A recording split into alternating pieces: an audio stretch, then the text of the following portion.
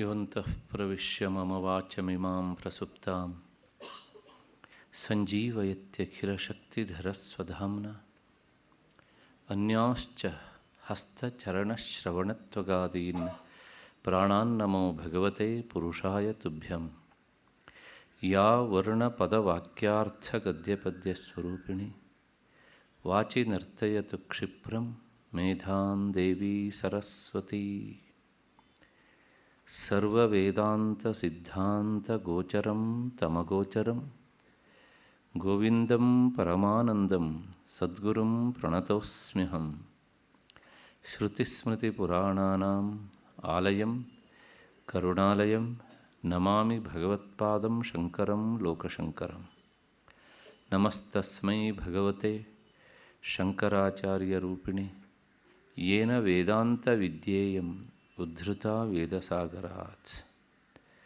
ಸದಾತ್ಮಧ್ಯಾನನಿರತಂ ವಿಷಯೇಭ್ಯಃ ಪರಾಂಗುಖಂ Naomi ಶಾಸ್ತ್ರೇಷು ನಿಷ್ಣಾತಂ Chandrashekhara ಭಾರತೀಂ.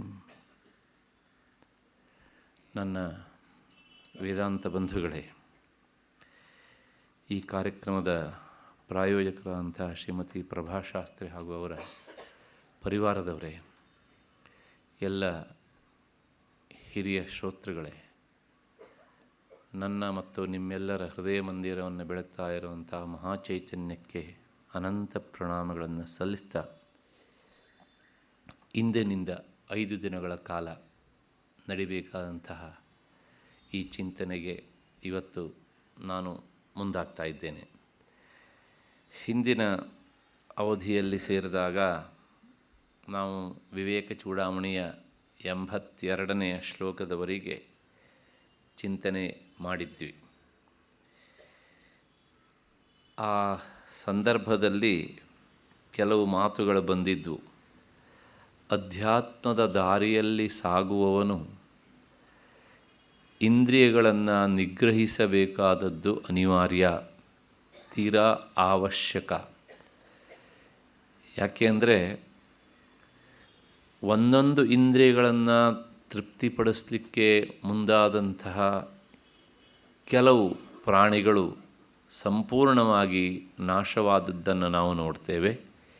ಹೀಗಿರುವಾಗ ಮನುಷ್ಯ ಏಕಕಾಲದಲ್ಲಿ ತನ್ನ 5 ಇಂದ್ರಿಯಗಳನ್ನು ತೃಪ್ತಿಪಡಿಸಲಿಕ್ಕೆ ಮುಂದಾಗ್ತಾನೆ. ಆದ್ದರಿಂದ ಅವನು ನಾಶ ಆಗದೇ ಇರುತ್ತಾನೆಯೇ ಎನ್ನುವಂಥ ಅರ್ಥದ ಒಂದು ಮಾತನ್ನು ಭಗವತ್ಪಾದರು 78ನೇ ಶ್ಲೋಕದಲ್ಲಿ ಹೇಳಿದರು. ಅದಾದ ಮೇಲೆ ಹಾಗಿದ್ದರೆ ಅಧ್ಯಾತ್ಮದ ದಾರಿಯಲ್ಲಿ ಯಾರಿಗೆ ಅಧಿಕಾರ ಅಂದರೆ, ಯಾವನಿಗೆ ಈ ವಿಷಯಗಳಲ್ಲಿ ಅಂದರೆ ಇಂದ್ರಿಯ ಅರ್ಥಗಳಲ್ಲಿ ತೀವ್ರವಾದಂಥ ವೈರಾಗ್ಯ ಇರ್ತದೆಯೋ ಅವನೇ ನಿಜವಾದಂತಹ ಒಬ್ಬ ಸಾಧಕ ಅಂತ ಕರೆಸಿಕೊಳ್ತಾನೆ ಅಂತ ಹೇಳಿದರು. ಯಾಕೆ ಅಂದರೆ ಈ ವಿಷಯಗಳಲ್ಲಿರುವಂಥ ಆಸಕ್ತಿ ಅದು ಬಹಳ ಆಳವಾಗಿ ಅಂಟಿಬಿಡ್ತದೆ. ಅದನ್ನು ನಾವು ಎಷ್ಟೇ ಅಂಟಿಸಿಕೊಳ್ಳಬಾರದು ಅಂತ ವಿಚಾರ ಮಾಡಿದರೂ, ಇದನ್ನು ಅಂಟಿಸಿಕೊಂಡ್ರೆ ನನಗೆ ಹಾನಿಯಾಗತ್ತೆ ಅಂತ ಅನುಭವಕ್ಕೆ ಬಂದ್ರೂ ಆದರೆ ಮತ್ತೆ ಮತ್ತೆ ಹೋಗಿ ಅದನ್ನು ಅಂಟಿಸಿಕೊಳ್ತಾನೆ. ಯಾಕೆ ಅಂದರೆ ಹಿಂದಿನ ಬಲವಾದಂತಹ ಕೆಟ್ಟ ಸಂಸ್ಕಾರ ಹಾಗೆ ಮಾಡಿಬಿಡುತ್ತೆ. ಅದಕ್ಕೋಸ್ಕರ ಈ ಇಂದ್ರಿಯಾಸಕ್ತಿಯನ್ನು ಕಡಿಮೆ ಮಾಡಿಕೊಳ್ಬೇಕು ಅನ್ನೋದನ್ನು ಮತ್ತೆ ಮತ್ತೆ ಅವರು ಹೇಳ್ತಾ ಬಂದಿದ್ದಾರೆ. ಕೊನೆಗೊಂದು ಮಾತು ಹೇಳ್ತಾರೆ, ಯಾವನಿಗೆ ಮೇಲಿಂದ ಮೇಲಷ್ಟೇ ವೈರಾಗ್ಯ ಇರುತ್ತೋ ಅಂಥವನು ಏನನ್ನೂ ಸಾಧಿಸಲಾರ. ಯಾಕೆಂದರೆ ಒಳಗೆ ಆಸಕ್ತಿ, ಹೊರಗಡೆಯಿಂದ ವೈರಾಗ್ಯದ ಒಂದು ರೀತಿಯ ಸೋಗಲಾಡಿತನ. ಇದರಿಂದ ಏನೂ ಆಗುವುದಿಲ್ಲ. 1200 ವರ್ಷಗಳ ಹಿಂದೆ ಭಗವತ್ಪಾದರು ಈ ಮಾತನ್ನು ಹೇಳಿದರು. ನಾವು ಕಳೆದ 1 ವಾರಗಳಿಂದ ಪತ್ರಿಕೆಗಳಲ್ಲಿ ಇದಕ್ಕೆ ಸಂಬಂಧಪಟ್ಟಿದ್ದನ್ನು ನೋಡ್ತಾ ಇದ್ದೇವೆ. ಹಾಗಾಗಿ ವೈರಾಗ್ಯ ಎನ್ನುವಂಥದ್ದು ಕೇವಲ ನಮ್ಮ ಹೊರಗಿನ ಬಟ್ಟೆ ಬದಲಾವಣೆ ಆದ ಮಾತ್ರಕ್ಕೆ ಬರುವುದಲ್ಲ, ಅದು ಸಹಜವಾಗಿ ಬರಬೇಕಾದದ್ದು. ಎಷ್ಟರ ಮಟ್ಟಿಗೆ ಅಂದರೆ, ಒಬ್ಬ ಯತಿಯಾದವನಿಗೆ ವಿಷಯಗಳಲ್ಲಿ ಅತಿಯಾದ ಆಸಕ್ತಿ ಇರಲೇಬೇಕು ಅಂತಿಲ್ಲ. ಇದೇ ಅಂತ ಬೇರೆಯವರಿಗೂ ಸಂಶಯ ಬಂದರೂ ಅವನು ಪತಿತನಾಗಿ ಬಿಡ್ತಾನೆ ಅಂತ. ಇನ್ನು ಪತ್ರಿಕೆಗಳು ಬರುವುದಾಗಲಿ ಅಥವಾ ಮಾಧ್ಯಮಗಳಲ್ಲಿ ಬರುವುದಾಗಲಿ ಬೇಕಾಗಿಲ್ಲ. ಆ ಥರ ಬೇರೆಯವರಿಗೆ ಸಂಶಯ ಬಂದ್ರೂ ಅವನು ಭ್ರಷ್ಟ, ಪತಿತ. ಅಷ್ಟು ತೀವ್ರವಾಗಿ ಈ ವೈರಾಗ್ಯದ ಬಗ್ಗೆ ಹೇಳ್ತಾ ಬರ್ತಾರೆ ವಿವೇಕ ಚೂಡಾವಣಿಯಲ್ಲಿ. ಕೊನೆಗೆ ಅವರೊಂದು ಮಾತು ಹೇಳ್ತಾರೆ, ಈ ವಿಷಯಾಸಕ್ತಿ ಅನ್ನುವಂಥದ್ದು ಅದೊಂದು ಮೊಸಳೆ ಇದ್ದ ಹಾಗೇನೆ ಅಂತ. ಒಂದು ಸಲ ಅಂಟಿತು ಅಂದರೆ ಏನು ಮಾಡಿದರೂ ಸಹ ಬಿಡುವುದಿಲ್ಲ ಅದು ಅಂತ ಹೇಳಿ, ಈ 82ನೆಯ ಶ್ಲೋಕದಲ್ಲಿ ನಿಜವಾಗಿ ಯಾವನು ವಿರಕ್ತನೋ ಅವನೇ ಈ ಸಂಸಾರ ಸಾಗರದಿಂದ ದಾಟ್ತಾನೆ. ಹಾಗಿಲ್ಲದಿದ್ದರೆ ಏನು ಅಂದರೆ ಮತ್ತೆ ಮತ್ತೆ ಹುಟ್ಟಿಗೆ ಸಾವಿಗೆ ತುತ್ತಾಗ್ತಾನೆ ಎನ್ನುವಂಥ ಮಾತನ್ನು ಹೇಳಿದರು. ಇಲ್ಲಿವರೆಗೆ ನಮ್ಮ ಚಿಂತನೆ ಬಂದು ನಿಂತಿತ್ತು. ಈಗ 83ನೆಯ ಶ್ಲೋಕದಿಂದ ಇವತ್ತಿನ ವಿಚಾರ ಮುಂದುವರಿಬೇಕು. ವಿಷಮ ವಿಷಯ ಮಾರ್ಗೇ ಗಚ್ಚತೋ ಅನಚ್ಛ ಬುದ್ಧೇ ಪ್ರತಿಪದಮಭಿಘಾತೋ ಮೃತ್ಯುರಪ್ಯೇಷ ಸಿದ್ಧ ಹಿತಸುಜನ ಗುರುಕ್ತ್ಯ ಗಚ್ಚತಃ ಸ್ವಸ್ಯ ಯುಕ್ತ್ಯ ಪ್ರಭವತಿ ಫಲಸಿದ್ಧಿ ಸತ್ಯಮಿತ್ಯೇವ ವಿದ್ಧಿ. ಈ ಅಧ್ಯಾತ್ಮ ದಾರಿಯಲ್ಲಿ ಸಾಗುವುದು ಅದೇನು ರಹದಾರಿ ಅಲ್ಲ. ಏಕೆಂದರೆ ಹಾಗೆ ಹೋಗಬೇಕು ಅಂತ ಆಲೋಚನೆ ಮಾಡುವವನಿಗೆ ಎಲ್ಲ ತರಹದ ಅನುಕೂಲತೆಗಳು ಒದಗಿ ಬರೋದಿಲ್ಲ. ಆ ದಾರಿಯಿಂದ ವಿಚಲಿತನಾಗಲಿಕ್ಕೆ ಏನು ಬೇಕೋ ಎಲ್ಲವೂ ಅಲ್ಲಿ ಒದಗಿ ಬರ್ತವೆ. ವಿಷಮ ವಿಷಯ ಮಾರ್ಗೇ, ಆ ವಿಷಯ ಎನ್ನುವಂತಹ ಆಲೋಚನೆಗಳು ಆಗ ಹೆಚ್ಚೆಚ್ಚು ಬಂದು ಅಡರ್ತವಂತೆ ಆ ದಾರಿಯಲ್ಲಿ ಹೋಗಬೇಕು ಅಂತ ಬಯಸುವವನಿಗೆ. ಯಾಕೆ ಅಂದರೆ ಗಚ್ಚತೋ ಅನಚ್ಛ ಬುದ್ಧೇ, ಅವನ ಬುದ್ಧಿ ಇನ್ನೂ ಅಚ್ಛ ಅಲ್ಲ, ಅನಚ್ಛ, ಅದಿನ್ನೂ ಶುದ್ಧವಾಗಿಲ್ಲ ಅಂತ ಅರ್ಥ. ಈ ಶಬ್ದ ನೋಡಿದರೆ ಏನೋ ಹಿಂದಿ ಶಬ್ದ ಅಂತ ಅನಿಸ್ಬಿಡುತ್ತೆ, ಆದರೆ ಹಾಗಲ್ಲ. ಶುದ್ಧವಾದ ಬುದ್ಧಿ ಇಲ್ಲದೆ ಇದ್ದಿದ್ದರಿಂದ ಹಾಗಾಗತ್ತೆ. ಪ್ರತಿಪದಮಭಿಘಾತಃ, ಪ್ರತಿ ಹೆಜ್ಜೆ ಹೆಜ್ಜೆಗೂ ಸಹ ಇವನಿಗೆ ವಿರುದ್ಧವಾದವುಗಳೇ ಅಲ್ಲಿ ಎದುರಾಗ್ತವೆ. ಮೃತ್ಯುರಪ್ಯೇಷ ಸಿದ್ಧ. ಮತ್ತು ಅದಕ್ಕೋಸ್ಕರ ಏನು ಮಾಡಬೇಕು ಅಂದರೆ ಹಿತ ಸುಜನ ಗುರುಕ್ತ್ಯ ಗಚ್ಚತ ಸ್ವಸ್ಯ ಯುಕ್ತ್ಯ. ತನಗೆ ಎಲ್ಲಿವರೆಗೆ ಸರಿಯಾದ ಗುರುಗಳ ಮಾರ್ಗದರ್ಶನ ಸಿಗುವುದಿಲ್ವೋ ಅಲ್ಲಿಯವರೆಗೆ ಸಜ್ಜನರ ಸಂಘದಲ್ಲಿ ಇರಬೇಕು. ಸರಿಯಾದ ಗುರುಗಳು ಸಿಕ್ಕ ಮೇಲೆ ಇದನ್ನು ಬಿಟ್ಟು ಅವರ ಮಾರ್ಗದರ್ಶನದಲ್ಲಿ ಮುಂದೆ ನಡೀಬೇಕು. ಸ್ವಸ್ಯ ಯುಕ್ತ್ಯ.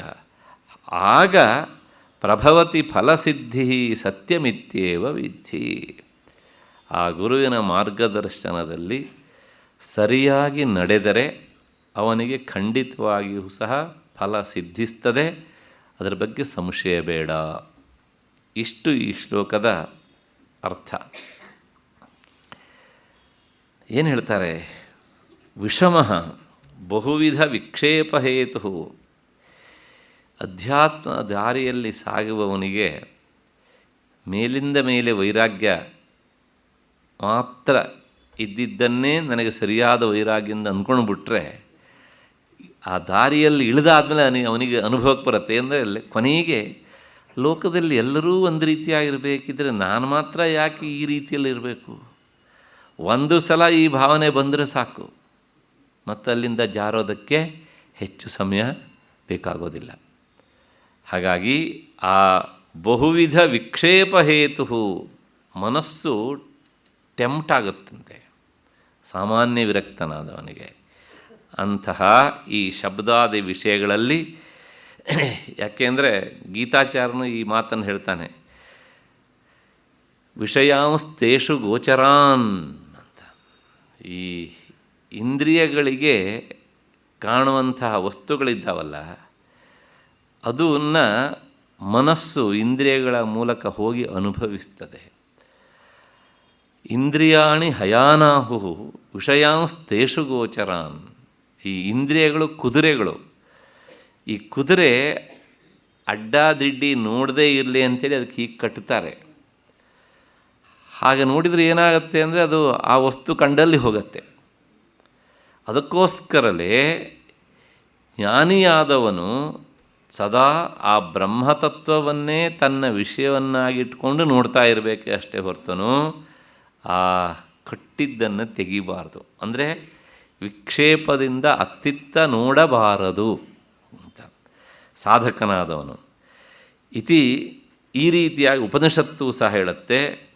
ಮುಂದೆ ಯಾಕೆ ಹೀಗಾಗುತ್ತೆ ಅಂದರೆ ಅವನಿಗೆ ಇನ್ನೂ ಸಾಧನಾವಸ್ಥೆಯಲ್ಲಿರುವಾಗ ಅನಚ್ಛ ಬುದ್ಧೇ ಅಶುದ್ಧ ಮನಸ್ಕಸ್ಯ ಅಂತ, ಇನ್ನೂ ಅವನ ಮನಸ್ಸಿಗೆ ಅಂಟಿದ ರಾಗ ದ್ವೇಷ ಎನ್ನುವಂಥ ಕೊಳೆಗಳು ಕಳಿಲಿಲ್ಲ. ಅವು ಕಳಿಯದೇ ಪರಿಪೂರ್ಣವಾದ ವೈರಾಗ್ಯ ಬರದೇನೆ ಸ್ವಲ್ಪ ಬಂದಿದ್ದನ್ನೇ ತುಂಬ ವೈರಾಗ್ಯ ಅಂತ ಅಂದ್ಕೊಂಡು ಈ ದಾರಿಗೆ ಬಂದರೆ ಅವನು ಅನಚ್ಛ ಬುದ್ಧೇ, ಇನ್ನೂ ಸ್ವಚ್ಛ ಆಗಲಿಲ್ಲ. ಅದಕ್ಕೋಸ್ಕರ ಏನಾಗುತ್ತೆ ಅಂದರೆ ಆ ಮನಸ್ಸಿನಲ್ಲಿ 20 ಭಾಗ ಸ್ವಚ್ಛ, ಇನ್ನು 80 ಭಾಗ ಅಸ್ವಚ್ಛ. ಈಗ ಅದಕ್ಕೆ ಸಂಬಂಧಪಟ್ಟ ಹಾಗೆ ಸ್ವಲ್ಪ ಇವನು ಟೆಂಪ್ಟ್ ಮಾಡುವ ಯಾವುದಾದ್ರು ವಸ್ತು ಕಂಡ್ರೂ ಸಾಕು, ಆ 20ರಷ್ಟು ಮೊದಲೇ ಈ ಸಂಖ್ಯೆಗೆ ಹೋಲಿಸಿದರೆ ಕಡಿಮೆ, ಅದನ್ನು ಅಮುಕಿ 80ರಷ್ಟು ಇದ್ದಿದ್ದು 100 ಆಗಿಬಿಡುತ್ತೆ. ಆ ಸಾಧಕನಿಗೆ ತೀವ್ರವಾಗಿರಬೇಕಂತ ವೈರಾಗ್ಯ ಇಲ್ಲದಿದ್ದರೆ ಈ ಥರದ್ದಾಗಿಬಿಡುತ್ತೆ ಅಂತ. ಯದಿ ಶುದ್ಧಂ ಮನಃ ಅವಶ್ಯಂ ವಿಚಾರಶೀಲಂ ವಿಷಯೇಭ್ಯೋ ನಿವರ್ತತೆ.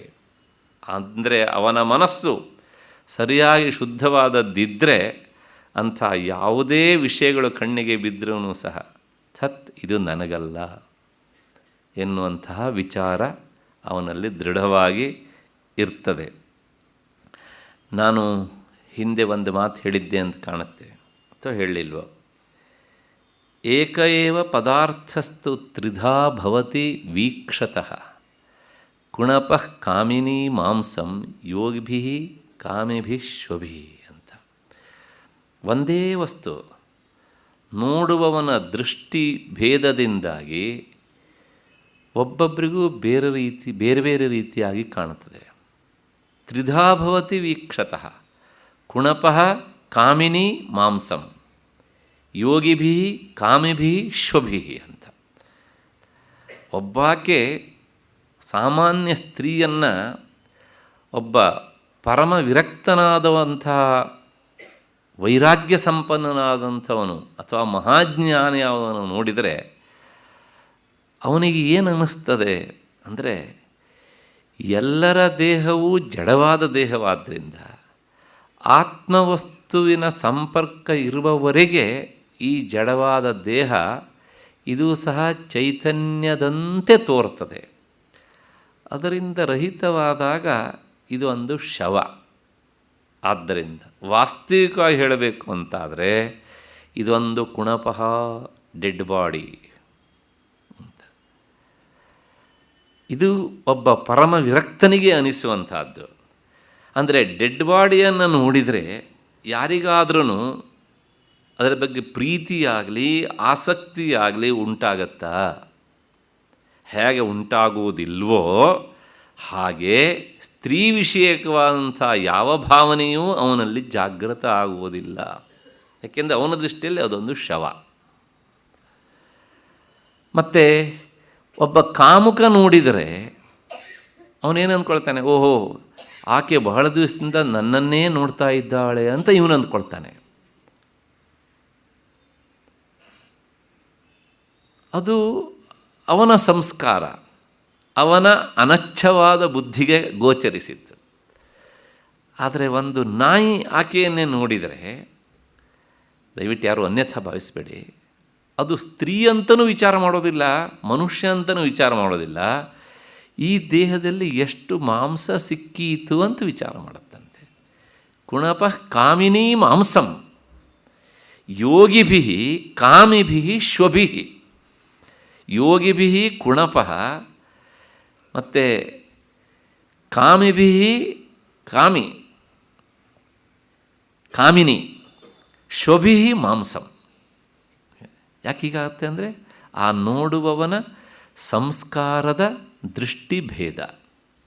ಮಲಿನ ಮನಸ್ಸಾದರೆ ಹೀಗೆ ಕಾಣುತ್ತೆ, ಶುದ್ಧ ಮನಸ್ಸಾದರೆ ಹಾಗೆ ಕಾಣುತ್ತೆ. ಹೀಗೆ ಯದಿ ಶುದ್ಧಂ ಮನಃ ಅವಶ್ಯಂ ವಿಚಾರಶೂಲಂ ವಿಷಯೇಭ್ಯ ನಿವರ್ತತೆ. ಇಷ್ಟಾದ್ರೂ ಸಹ ಸಾಮಾನ್ಯ ಮನುಷ್ಯನಿಗೆ ವೈರಾಗ್ಯ ಬರುವುದಿಲ್ಲ. ಇವರು ಎಂಥದ್ದೇ ತೊಂದರೆಯಲ್ಲಿ ಸಿಲುಕಿಕೊಂಡಿದ್ರೂ ಸಹ ತಾನು ಆಸನ್ನ ಮರಣ ಕಾಲದಲ್ಲಿ ಇದ್ದಾನೆ, ಆದ್ರೂ ಸಹ ವೈರಾಗ್ಯ ಬರುವುದಿಲ್ಲ ಅಂಥೇಳಿ ಅವರು ಅದಕ್ಕೊಂದು ದೃಷ್ಟಾಂತ ಕೊಡ್ತಾರೆ ಭಾಷ್ಯಕಾರರು. ಭಾಳ ಸುಂದರವಾದ ಮಾತು. ಹೇಗೆ ಅಂದರೆ, ಯಥಾ ವ್ಯಾಲಗಲಸ್ಥೋಪಿ ಬೇಕಃ ದಂಶಾನ್ ಅಪೇಕ್ಷತೆ ತಥಾ ಕಾಲಾಹಿನಾಗ್ರಸ್ತೋ ಲೋಕಃ ಭೋಗಾನ್ ಅಶಾಶ್ವತಾನ್. ವ್ಯಾಲ ಅಂದರೆ ಹಾವು ಅಂತ ಅರ್ಥ. ಈ ಕಪ್ಪೆಯನ್ನು ಹಾವು ಹಿಡಿದು ಬಿಟ್ಟಿದೆ, ಆದರೆ ಆ ಕಪ್ಪಿಗೆ ಜೀವ ಇದೆ, ಇನ್ನು ಅದರ ಒಳಗೆ ಹೋಗಲಿಲ್ಲ. ಆ ಕಪ್ಪಿಗೆ ಆದ್ರೂ ಸಹ ತನ್ನ ಮುಂದೆ ಹಾರಾಡ್ತಾ ಇರೋವಂಥ ನೊಣಗಳನ್ನು ತಿನ್ನಬೇಕು ಅಂತ ಆಸೆನಂತೆ. ವ್ಯಾಲಗಲಸ್ಥ ಬೇಕಃ ಮಶಕಾನ್, ಸೊಳ್ಳೆ ಅಥವಾ ನೊಣ, ಇನ್ನೊಂದು ಕ್ಷಣದಲ್ಲಿ ಸಾಯತ್ತೆ ಅದು. ಆದ್ರೂ ಸಹ ಅದಕ್ಕೆ ತನ್ನ ಹಸಿವು ಎನ್ನುವಂಥ ಚಾಪಲ್ಯವನ್ನು ತೀರಿಸಿಕೊಳ್ಳುವ ಬುದ್ಧಿ. ಅದಕ್ಕೆ ಹೊಟ್ಟೆ ಹಸಿವು, ಇವರಿಗೆ ಇಂದ್ರಿಯಗಳ ಹಸಿವು. ಅದು ಎಂಥದ್ದು ಅಂದರೆ ಅಶಾಶ್ವತಾನ್ ಭೋಗಾನ್ ಅಂತ. ಇವರು ಹಾಗಿದ್ರೆ ಹಾವಿಂದ ಹಿಡಿಯಲ್ಪಟ್ಟಿದ್ದಾರೋ ಮನುಷ್ಯರು ಅಂದರೆ, ಕಾಲಾಹಿನಾಗ್ರಸ್ತ ಲೋಕಃ, ಕಾಲ ಎನ್ನುವಂಥ ಮಹಾಸರ್ಪದಿಂದ ಕಬಳಿಸಲ್ಪಟ್ಟಿದ್ದಾರೆ ಇವರು. ಆದ್ರೂ ಸಹ ಈ ಅಶಾಶ್ವತವಾದಂತಹ ಭೋಗದ ಬೆನ್ನತ್ತಿ ಹೋಗುವುದನ್ನು ಮಾತ್ರ ಬಿಡುವುದಿಲ್ಲ. ಒಬ್ಬ ಮನುಷ್ಯನಿಗೆ ಜೀವನದಲ್ಲಿ ಎಷ್ಟು ಬೇಕಪ್ಪ ತಿನ್ನೋದಕ್ಕೆ. ಇವತ್ತು ಯಾರೋ ಹೇಳ್ತಾ ಇದ್ದರು, ಇಲೆಕ್ಷನ್ ಸಂದರ್ಭದಲ್ಲಿ ಈ MLA 900 ಕೋಟಿಯಷ್ಟು ಆಸ್ತಿಯನ್ನು ಡಿಕ್ಲೇರ್ ಮಾಡಿದ್ದಾನೆ ಅಂತ. ಅದು ಡಿಕ್ಲೇರ್ ಮಾಡಿದ್ದು, ಇನ್ನು ಮಾಡದೇ ಇರುವುದು ಇನ್ನೆಷ್ಟು ಅಂತ ಪ್ರಶ್ನೆ. ಹಾಗಿದ್ದರೆ ಹೋಗುವಾಗ ಏನು ತೆಗೆದುಕೊಂಡು ಹೋಗ್ತಾನೆ ಅಂದರೆ 3-6 ಅಡಿ ಅಷ್ಟೇ. ಹಾಗಾಗಿ ಈ ಅಶಾಶ್ವತವಾದಂಥ ಬದುಕಿನಲ್ಲಿ ತಾನು ಅನುಭವಿಸುವಂಥ ಪ್ರತಿಯೊಂದು ಸುಖವೂ ಅಶಾಶ್ವತವಾದದ್ದು ಅನ್ನೋದನ್ನು, ಪ್ರತಿಯೊಂದನ್ನು ಅನುಭವಿಸಿದ ಮೇಲೂ ಮನುಷ್ಯ ವಿಚಾರ ಮಾಡಬೇಕು. ಯಾಕೆ ಅಂದರೆ, ನಿನ್ನೆ ರಾತ್ರಿ ಊಟ ಮಾಡಿದ್ವಿ, ಬೆಳಗಾಗುವುದರೊಳಗೆ ಹಸಿವಾಯಿತು, ಮತ್ತೆ ಬೆಳಗಾತ ತಿಂದ್ವಿ, ಮತ್ತೆ ಮಧ್ಯಾಹ್ನ ಹಸಿವಾಯಿತು. ಹೀಗಾದರೆ ಎಲ್ಲ ಭೋಗವೂ ಅಷ್ಟೇ. ಈ ಪಂಚೇಂದ್ರಿಯಗಳಿಂದ ಅನುಭವಿಸುವ ಎಲ್ಲ ಸುಖಗಳೂ ಸಹ ಕ್ಷಣಿಕವೇ. ಇದರ ಆಚೆ ಇರುವಂತಹದ್ದು ಮಾತ್ರ ಅಂದರೆ ಇಂದ್ರಿಯಗಳಿಂದ ಅನುಭವಿಸಲ್ಪಡದೇ ಇರುವಂಥ ಆತ್ಮಸುಖ ಮಾತ್ರ ಶಾಶ್ವತ. ಹೀಗಿದ್ದಾಗ ಅದರತ್ತ ಮುಖ ಮಾಡದೆ ಮತ್ತಿಲ್ಲೇ ಸುತ್ತಾ ಇರ್ತಾನಲ್ಲ. ಹಾಗಾಗಿ ಇವನು ಸರ್ಪದ ಬಾಯಿಯಲ್ಲಿ ಸಿಕ್ಕಿದ ಕಪ್ಪೆಯಂತೆ ಮತ್ತೆ ಕ್ಷಣಿಕವಾದ ಸುಖಕ್ಕೆ ಬಾಯ್ಬಿಡ್ತಾನೆ ಅಂತ. ಹೀಗೆ ವಿಷಯ ಪ್ರವಣತಾ ತಸ್ಯ ಭಾವ. ಅಷ್ಟೆಲ್ಲ ಹೇಳಿ ಕೊನೆಗೆ ಒಂದು ಮಾತು ಹೇಳ್ತಾರೆ. ಏನು ಅಂದರೆ, ಬ್ರಹ್ಮಬಿಂದು ಉಪನಿಷತ್ತಿನ ಮಾತು. ಇಷ್ಟಕ್ಕೆಲ್ಲ ಕಾರಣ ಏನು ಅಂದರೆ, ಮನಯೇವ ಮನುಷ್ಯಾಣ. ಬಹಳ ಪ್ರಸಿದ್ಧವಾದ ಒಂದು ಶ್ಲೋಕ ಇದು. ಉಪನಿಷತ್ತಿನ ಮಾತೊಂದು ಬಹಳಷ್ಟು ಜನರಿಗೆ ಗೊತ್ತಿಲ್ಲ. ಕಾರಣಂ ಬಂಧ ಮೋಕ್ಷಯೋ ಬಂಧಾಯ ವಿಷಯಾಸಕ್ತಂ ಮುಕ್ತ್ಯೈ ನಿರ್ವಿಷಯಂ ಸ್ಮೃತಂ. ನಮಗೆಲ್ಲರಿಗೂ ಒಂದು ಮನಸ್ಸಿದೆ ನೋಡಿ, ಬಹಳ ಅದ್ಭುತವಾದಂಥ ಒಂದು ವಸ್ತು ಅದು. ಅದು ಅದ್ಭುತವಾದದ್ದು ಅಂತ ಹೇಳಬೇಕು, ಅಥವಾ ತೀರಾ ಅನದ್ಭುತವಾದದ್ದು ಅಂತ ಹೇಳಬೇಕು, ವಿಚಿತ್ರವಾದದ್ದು ಅಂತ ಹೇಳಬೇಕು, ಅದನ್ನು ಬೈಬೇಕು ಅಥವಾ ಹೊಗಳಬೇಕು, ಏನು ಮಾಡಬೇಕು ಅಂತ ಗೊತ್ತಾಗೋದಿಲ್ಲ. ಯಾಕೆಂದರೆ ಕಣ್ಣಿಗೆ ಕಾಣೋದಿಲ್ಲ, ಕೈಗೆ ಸಿಗೋದಿಲ್ಲ, ಹಾಗೆ ಅಂತ ಅದು ಮಾಡುವ ಚೇಷ್ಟೆಯನ್ನು ನಿಲ್ಲಿಸೋದಿಲ್ಲ. ಅದು ಇಲ್ಲದೇ ಇದ್ದರೆ ನಾವೇನು ಮಾಡಲಿಕ್ಕಾಗೋಲ್ಲ. ಉಪನಿಷತ್ತು ಹೇಳುತ್ತೆ, ಮನಯೇವ ಮನುಷ್ಯಾಣ ಕಾರಣಂ ಬಂಧ ಮೋಕ್ಷಯ. ಬಂಧಕ್ಕೂ ಅಂದರೆ ಮತ್ತೆ ಮತ್ತೆ ಈ ಸಂಸಾರದಲ್ಲಿ ಹುಟ್ಟಿ ಬರುವುದಕ್ಕೂ, ಹುಟ್ಟಿದ ತಪ್ಪಿಗೆ ಸಾಯುವುದಕ್ಕೂ, ಸತ್ತ ತಪ್ಪಿಗೆ ಮತ್ತೆ ಹುಟ್ಟುವುದಕ್ಕೂ ಯಾವುದು ಕಾರಣ? ಮನಸ್ಸೇ ಕಾರಣ. ಮತ್ತು ಮೋಕ್ಷಕ್ಕೂ ಅದೇ ಕಾರಣ. ಹಾಗಿದ್ರೆ ನಮ್ಮನ್ನು ಬಂಧಿಸುವ ಮನಸ್ಸು ಹೇಗೆ ಇರುತ್ತದೆ, ಮೋಕ್ಷದತ್ತ ಕರೆದುಕೊಂಡು ಹೋಗುವಂಥ ಮನಸ್ಸು ಹೇಗೆ ಇರುತ್ತದೆ, ಹೇಗೆ ಇರಬೇಕು, ಎರಡನ್ನೂ ಇದೇ ಮಾಡುತ್ತೆ. ಒಂಥರ ಅದು 2 in 1. ಹಾಗಿದ್ದರೆ ಬಂಧಿಸುವ ಮನಸ್ಸು ಏನು, ಹೇಗೆ, ಅಥವಾ ಹೇಗಿದ್ದರೆ ಅದು ನಮ್ಮನ್ನು ಬಂಧಿಸುತ್ತೆ ಅಂದರೆ ಬಂಧಾಯ ವಿಷಯಾಸಕ್ತಂ. ವಿಷಯಾಸಕ್ತಿ ಅಂದರೆ ಇಂದ್ರಿಯಗಳಿಂದ ಅನುಭವಿಸುವಂಥ ವಿಷಯಗಳಲ್ಲಿ ಆಸಕ್ತಿ. ಯಾವ ಮನಸ್ಸು ಈ ಇಂದ್ರಿಯ ವಸ್ತುಗಳಲ್ಲಿಯೇ ಮತ್ತೆ ಮತ್ತೆ ಅಂಟಿಕೊಳ್ಳುತ್ತೋ ಆ ಮನಸ್ಸು ಆ ಜೀವಾತ್ಮನನ್ನು ಮತ್ತೆ ಮತ್ತೆ ಹುಟ್ಟು ಸಾವಿಗೆ ಅದು ತಳ್ಳುತ್ತಾ ಇರುತ್ತೆ. ಹಾಗಿದ್ರೆ ಎಂಥ ಮನಸ್ಸು ಮೋಕ್ಷಕ್ಕೆ ಕರ್ಕೊಂಡು ಹೋಗುತ್ತೆ ಅಂದರೆ ಮುಕ್ತ್ಯೈ ನಿರ್ವಿಷಯಂ ಸ್ಮೃತಂ. ಈ ಇಂದ್ರಿಯ ಸುಖಗಳ ಬಗ್ಗೆ ವೈರಾಗ್ಯಗೊಂಡು ನನಗೆ ಇದು ಯಾವುದೂ ಬೇಡ, ಈ ಮನಸ್ಸನ್ನೂ ಸಹ ಪ್ರಚೋದಿಸ್ತಾ ಇರುವಂತಹ ಯಾವ ಚೈತನ್ಯ ಉಂಟೋ ಅದರ ನಿಜಸ್ವರೂಪ ಏನು ಅಂತ ತಿಳಿಬೇಕು ಅಂತ ಈ ವಿಷಯಗಳತ್ತ ಹರಿತಾ ಇರುವಂಥ ಮನಸ್ಸನ್ನು ಯಾವನು ಒಳಮುಖ ಮಾಡ್ತಾನೋ ಅದು ಮುಕ್ತಿಯೈ. ಅಂಥ ಮನಸ್ಸು ಅವನಿಗೆ ಮೋಕ್ಷವನ್ನು ಕೊಡಿಸ್ತದೆ. ಎರಡಕ್ಕೂ ಕಾರಣ ಅದೇ. ಇದೇನು ಎರಡೂ ಕೆಲಸ ಮಾಡುತ್ತಾ ಅಂದರೆ ನಾನು ಸಾಮಾನ್ಯ ಯಾವಾಗಲೂ ಹೇಳೋದುಂಟು ಇದಕ್ಕೆ. ಈಗ ಬಾಗಿಲಿಗೆ ಲಾಕ್ ಹಾಕ್ತೇವೆ ನಾವು, ಕೀ ಮತ್ತು ಲಾಕ್. ಆ ಕೀ ಏನು ಮಾಡುತ್ತೆ ಅಂದರೆ ಹೀಗೆ ನಾವು ಹಾಕಿ ಈ ಕಡೆ ಲೆಫ್ಟ್ ಸೈಡ್ ತಿರ್ಸಿದ್ರೆ ಅದು ಲಾಕ್ ಆಗುತ್ತೆ ತಾನೆ. ಅದನ್ನೇ ಹಾಕಿ ಮತ್ತು ರೈಟ್ ಸೈಡ್ ತಿರ್ಸಿದ್ರೆ ಓಪನ್ ಆಗುತ್ತೆ. ಅದು ಯಾಕೆ ಆಗುತ್ತೆ ಅಂದರೆ ವ್ಯವಸ್ಥೆ ಇರೋದೇ ಹಾಗೆ ಸ್ವಾಮಿ, ಅಷ್ಟೇ. ನೀವು ಬೇಕಾದರೆ ಅದನ್ನು ಲಾಕ್ ಆದರೂ ಮಾಡ್ಬೋದು ಅಥವಾ ತೆಗೆಯೋದಾದರೂ ತೆಗಿಬೋದು, ಅದು ನಿಮಗೆ ಬಿಟ್ಟಿದ್ದು. ಎರಡಕ್ಕೂ ಕಾರಣ ಅದು ಒಂದೇ ಕೀ. ಯಾವುದು? ಮನಸ್ಸು ಎನ್ನುವಂತಹ ಕೀ. ಹೀಗೆ ನಿರ್ವಿಷಯಂ ಸ್ಮೃತಂ. ನಿರ್ವಿಷಯ ಅಂದರೆ ಮನಸ್ಸು ಯಾವಾಗಲೂ ವಿಷಯರಹಿತವಾಗಿರೋದಿಲ್ಲ. ನಿರ್ವಿಷಯವಾದ ಅಂದರೆ ಇಂದ್ರಿಯಗಳಿಂದ ಅನುಭವಿಸಲ್ಪಡುವಂತಹ ವಿಷಯಗಳಿಂದ ಬಿಟ್ಟು ಆತ್ಮವಿಷಯಕವಾದ ಮನಸ್ಸು ಅಂತ ಅರ್ಥ.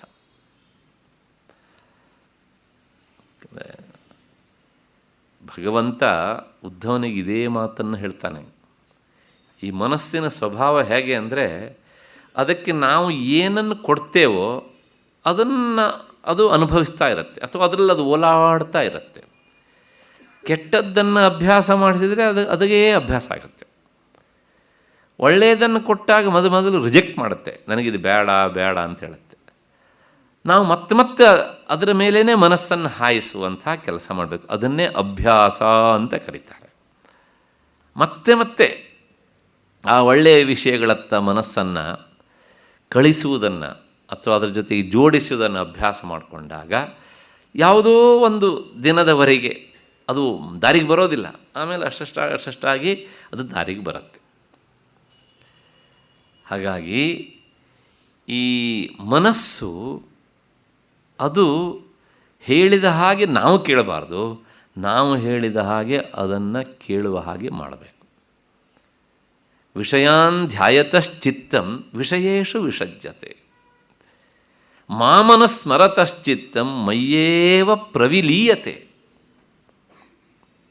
ಉದ್ಧವನಿಗೆ ಭಗವಂತ ಹೇಳಿದ ಮಾತಿದೆ. ನೀವು ವಿಷಯಗಳನ್ನೇ ಕೊಡ್ತಾ ಹೋದರೆ ಅದು ಮತ್ತೆ ಸರಿಯಾಗಿ ನಾಳೆ ಇಷ್ಟೇ ಹೊತ್ತಿಗೆ ಅದನ್ನು ಬಯಸುತ್ತೆ. ನಾಯಿ ಮರಿಗೆ ಬ್ರೆಡ್ ಹಾಕಿ ಅಭ್ಯಾಸ ಮಾಡಿಬಿಟ್ರೆ ಅದು ನಮ್ಮನ್ನು ನೋಡಿದ ತಕ್ಷಣ ಬಾಲ ಅಲ್ಲಾಡ್ಸತ್ತೆ.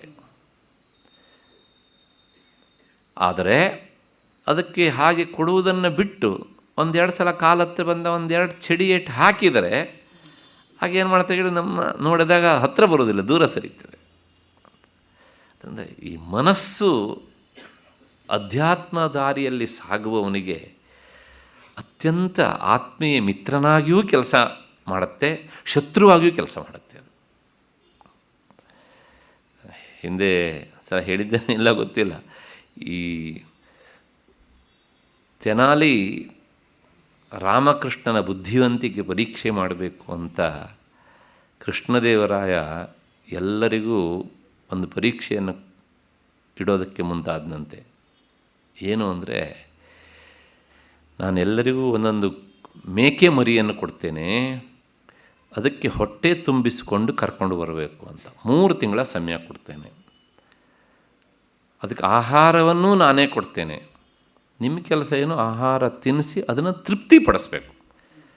ಮತ್ತು ಇಲ್ಲಿ ಬಂದ ಮೇಲೆ ಅಥವಾ ನಾ ಪರೀಕ್ಷೆಗೆ ಬಂದಾಗ ಅದು ಆಹಾರವನ್ನು ತಿನ್ನಲಿಕ್ಕೆ ಬಾಯಿ ಹಾಕಬಾರ್ದು, ಅಷ್ಟು ತೃಪ್ತನಾಗಬೇಕು ಅದು ಅಂತ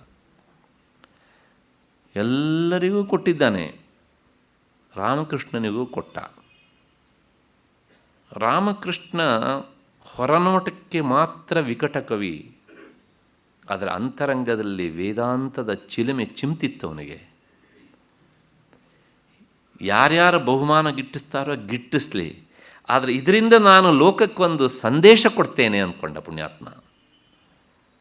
ಇವತ್ತಿಗೂ ಪ್ರಾಯಶಃ ಆಂಧ್ರದಲ್ಲಿ ತೆನಾಲಿ ಎನ್ನುವಂಥದ್ದು ಒಂದು ವೇದಾಂತದ ಪರೀಕ್ಷಾ ಕೇಂದ್ರವಾಗಿ ಹಾಗಾಗಿ ಉಳಿದಿದೆ. ಸ್ವಾರಸ್ಯ ಅಂದರೆ ಸಂಸ್ಕೃತ ಓದುವಂತಹ ಶಾಸ್ತ್ರಜ್ಞರಿಗೆ ತೆನಾಲಿ ಪರೀಕ್ಷೆ ಅಂತಲೇ ಸ್ವಾರಸ್ಯ. ಅಂದರೆ ಶೃಂಗೇರಿಯ ಜಗದ್ಗುರುಗಳು ಆ ಪರೀಕ್ಷೆಯನ್ನು, ಫೈನಲ್ ಪರೀಕ್ಷೆಯನ್ನು ಅವರೇ ತಗೊಳ್ತಾರೆ, ಅವರೇ ಪರೀಕ್ಷೆ ಮಾಡ್ತಾರೆ. ಯಾಕೆಂದರೆ ಇಂಥ ಒಬ್ಬ ಮಹಾ ವೇದಾಂತಿಯಲ್ಲಿದ್ದ. ಸರಿ, ಕಥೆಗೆ ಬರುವ. ಮತ್ತೆ ಎಲ್ಲರ ಮನೆಗೂ ಹೋದ, ನೋಡ್ದ ಕೃಷ್ಣದೇವರಾಯ ಎಲ್ಲರೂ ಚೆನ್ನಾಗಿ ತಿನ್ನಿಸಿದ್ದಾರೆ. ಅದಕ್ಕೆ ಪೂಸ, ಹಿಂಡಿ, ಹುಲ್ಲು ಗಿಲ್ಲು ಎಲ್ಲ ಒಂದೊಂದು ಮೇಕೆ ಮರಿ ಚೆನ್ನಾಗಿ ಬೆಳೆದಿದೆ. ಕೃಷ್ಣದೇವರಾಯ ಒಂದೊಂದು ಹಿಡಿ ಹೀಗೆ ಹುಲ್ಲು ಹಿಡಿದ ತಕ್ಷಣ ಗಬಕ್ಕಂತ ಭಯ ಆಗ್ತಿದ್ವು. ಆಗ ಅವನು ಹೇಳ್ತಿದ್ದ, ಈ ಮೇಕೆ ಮರಿಗೆ ಹೊಟ್ಟೆ ತುಂಬಲಿಲ್ಲ. ಯಾಕೆ? ಹೊಟ್ಟೆ ತುಂಬಿದ್ದಿದ್ರೆ ನಾನು ಹುಲ್ಲು ಹಿಡಿದಾಗ ಯಾಕೆ ತಿಂತಿತ್ತು? ನೋಡೋದಕ್ಕೆ ದಪ್ಪ ಇದೆ, ಆದರೆ ಅದಕ್ಕೆ ಹೊಟ್ಟೆ ತುಂಬಿಸ್ಲಿಲ್ಲ ನೀನು ಅಂತ. ಹೀಗೆ ಎಲ್ಲರ ಮೇಕೆ ಮರಿಯಲ್ಲೂ ಒಂದೊಂದು ರೀತಿಯಾದಂಥದ್ದು ನೋಡ್ಕೊಂಡು ಬಂದ. ಎಲ್ಲರ ಮೇಕೆ ಮರಿಯೂ ಹುಲ್ಲು ಹಿಡಿದ ತಕ್ಷಣ ಭಯ ಆಗ್ತಿತ್ತು. ಯಾಕೆಂದರೆ ಅದು ಸಾಮಾನ್ಯ ಮೇಕೆ ಮರಿಯಲ್ಲ. ಕೊನೆಗೆ ರಾಮಕೃಷ್ಣನ ಮನೆಗೆ ಬಂದ. ಚೆನ್ನಾಗಿ ಬೆಳೆಸಿದ್ದೀಯೋ? ರಾಮಕೃಷ್ಣ ಹೇಳ್ದ, ಫಸ್ಟ್ ಕ್ಲಾಸಾಗಿ ಬೆಳೆಸಿದ್ದೇನೆ, ಹೊಟ್ಟೆ ತುಂಬ ತಿನ್ನಿಸಿದ್ದೇನೆ ಅಂತ. ಸರಿ, ನೋಡ್ದ ಕೃಷ್ಣದೇವರಾಯ, ಈಗ ಹುಲ್ಲು ತಿನ್ನಿಸ್ಬೋದಾ? ತಿನ್ನಿಸಿ, ಹೊಟ್ಟೆ ತುಂಬಿದೆಯಾ? ಪೂರ್ತಿ ಹೊಟ್ಟೆ ತುಂಬಿದೆ ಅದಕ್ಕೆ ಅಂದ. ಅದು ಸಣಕಲಾಗಿಯೇ ಇತ್ತು. ಅದು ಕೃಷ್ಣದೇವರಾಯ ಹುಲ್ಲನ್ನು ಹಿಡಿದ್ರೆ ಅದು ಆ ಹುಲ್ಲಿಗೆ ಬಾಯಿ ಹಾಕಲಿಲ್ಲ. ತೆನಾಲಿ ರಾಮಕೃಷ್ಣನ ಹೀಗೆ ನೋಡಿತಂತೆ.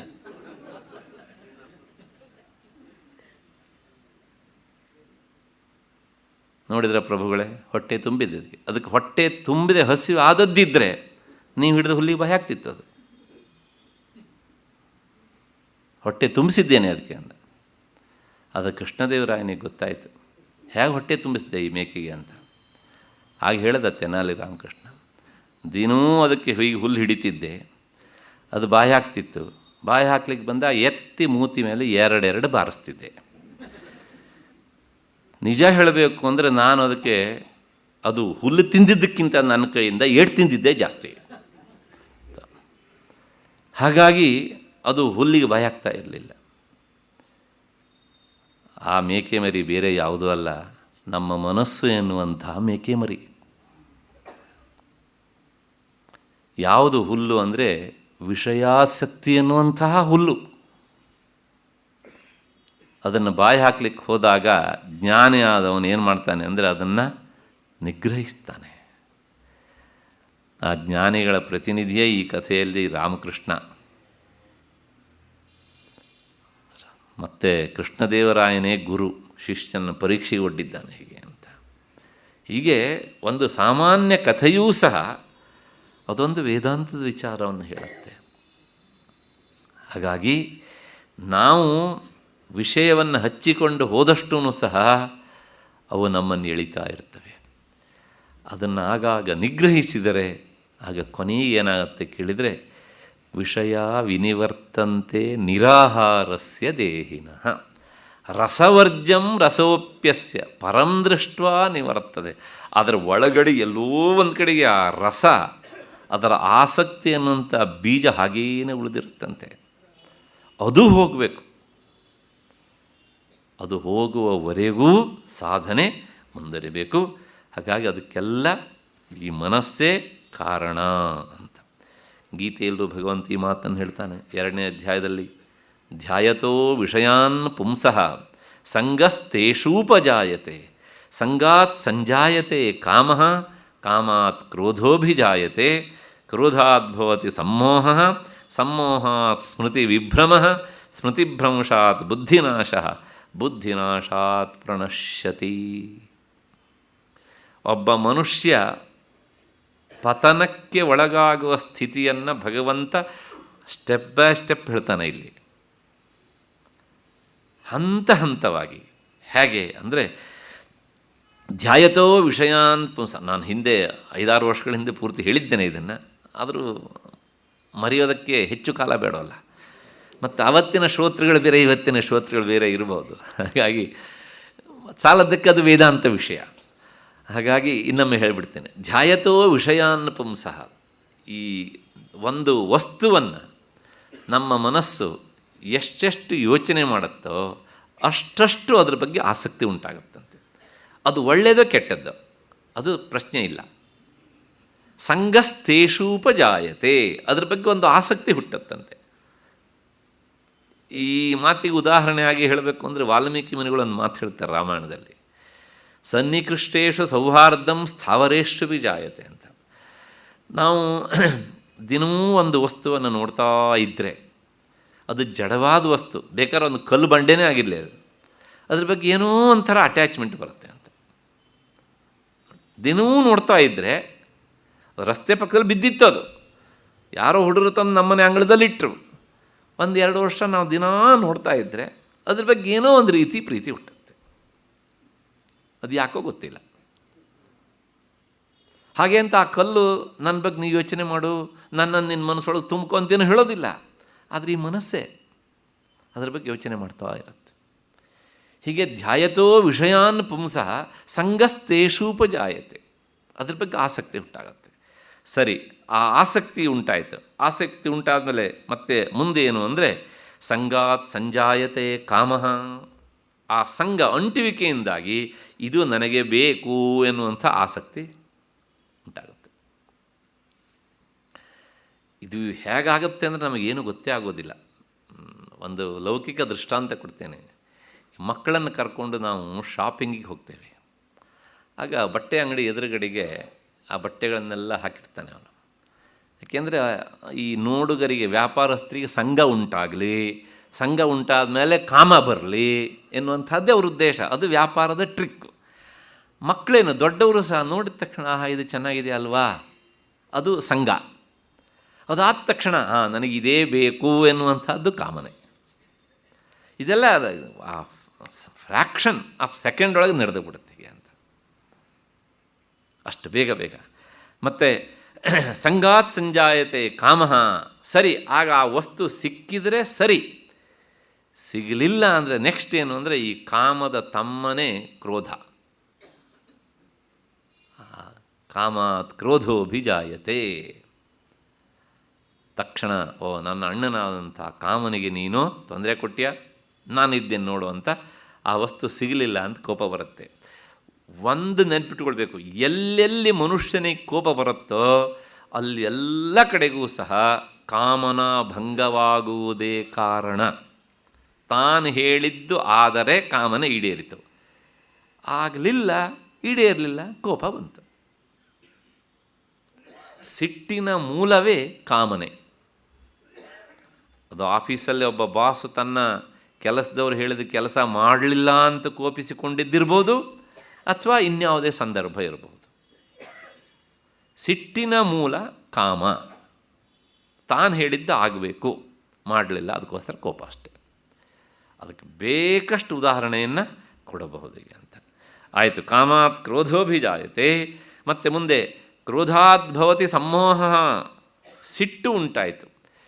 ಸಿಟ್ಟು ಉಂಟಾಗುವುದು ಎಲ್ಲಿ? ಮನಸ್ಸಿನಲ್ಲಿ.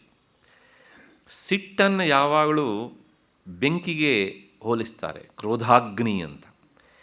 ಬೆಂಕಿ ಏನು ಮಾಡುತ್ತೆ ಅಂದರೆ ತನ್ನ ಒಳಗೆ ಬಿದ್ದಂಥ ವಸ್ತುಗಳನ್ನು ಸುಡುತ್ತೆ, ಅದರ ಜೊತೆಗೆ ತಾನು ಎಲ್ಲಿ ನಿಂತಿರುತ್ತೋ ಅಥವಾ ಯಾವ ವಸ್ತುವಿನಲ್ಲಿ ಆಶ್ರಯ ಪಡೆದಿರುತ್ತೋ ಆ ಸ್ಥಳವನ್ನು ಸುಡುತ್ತೆ.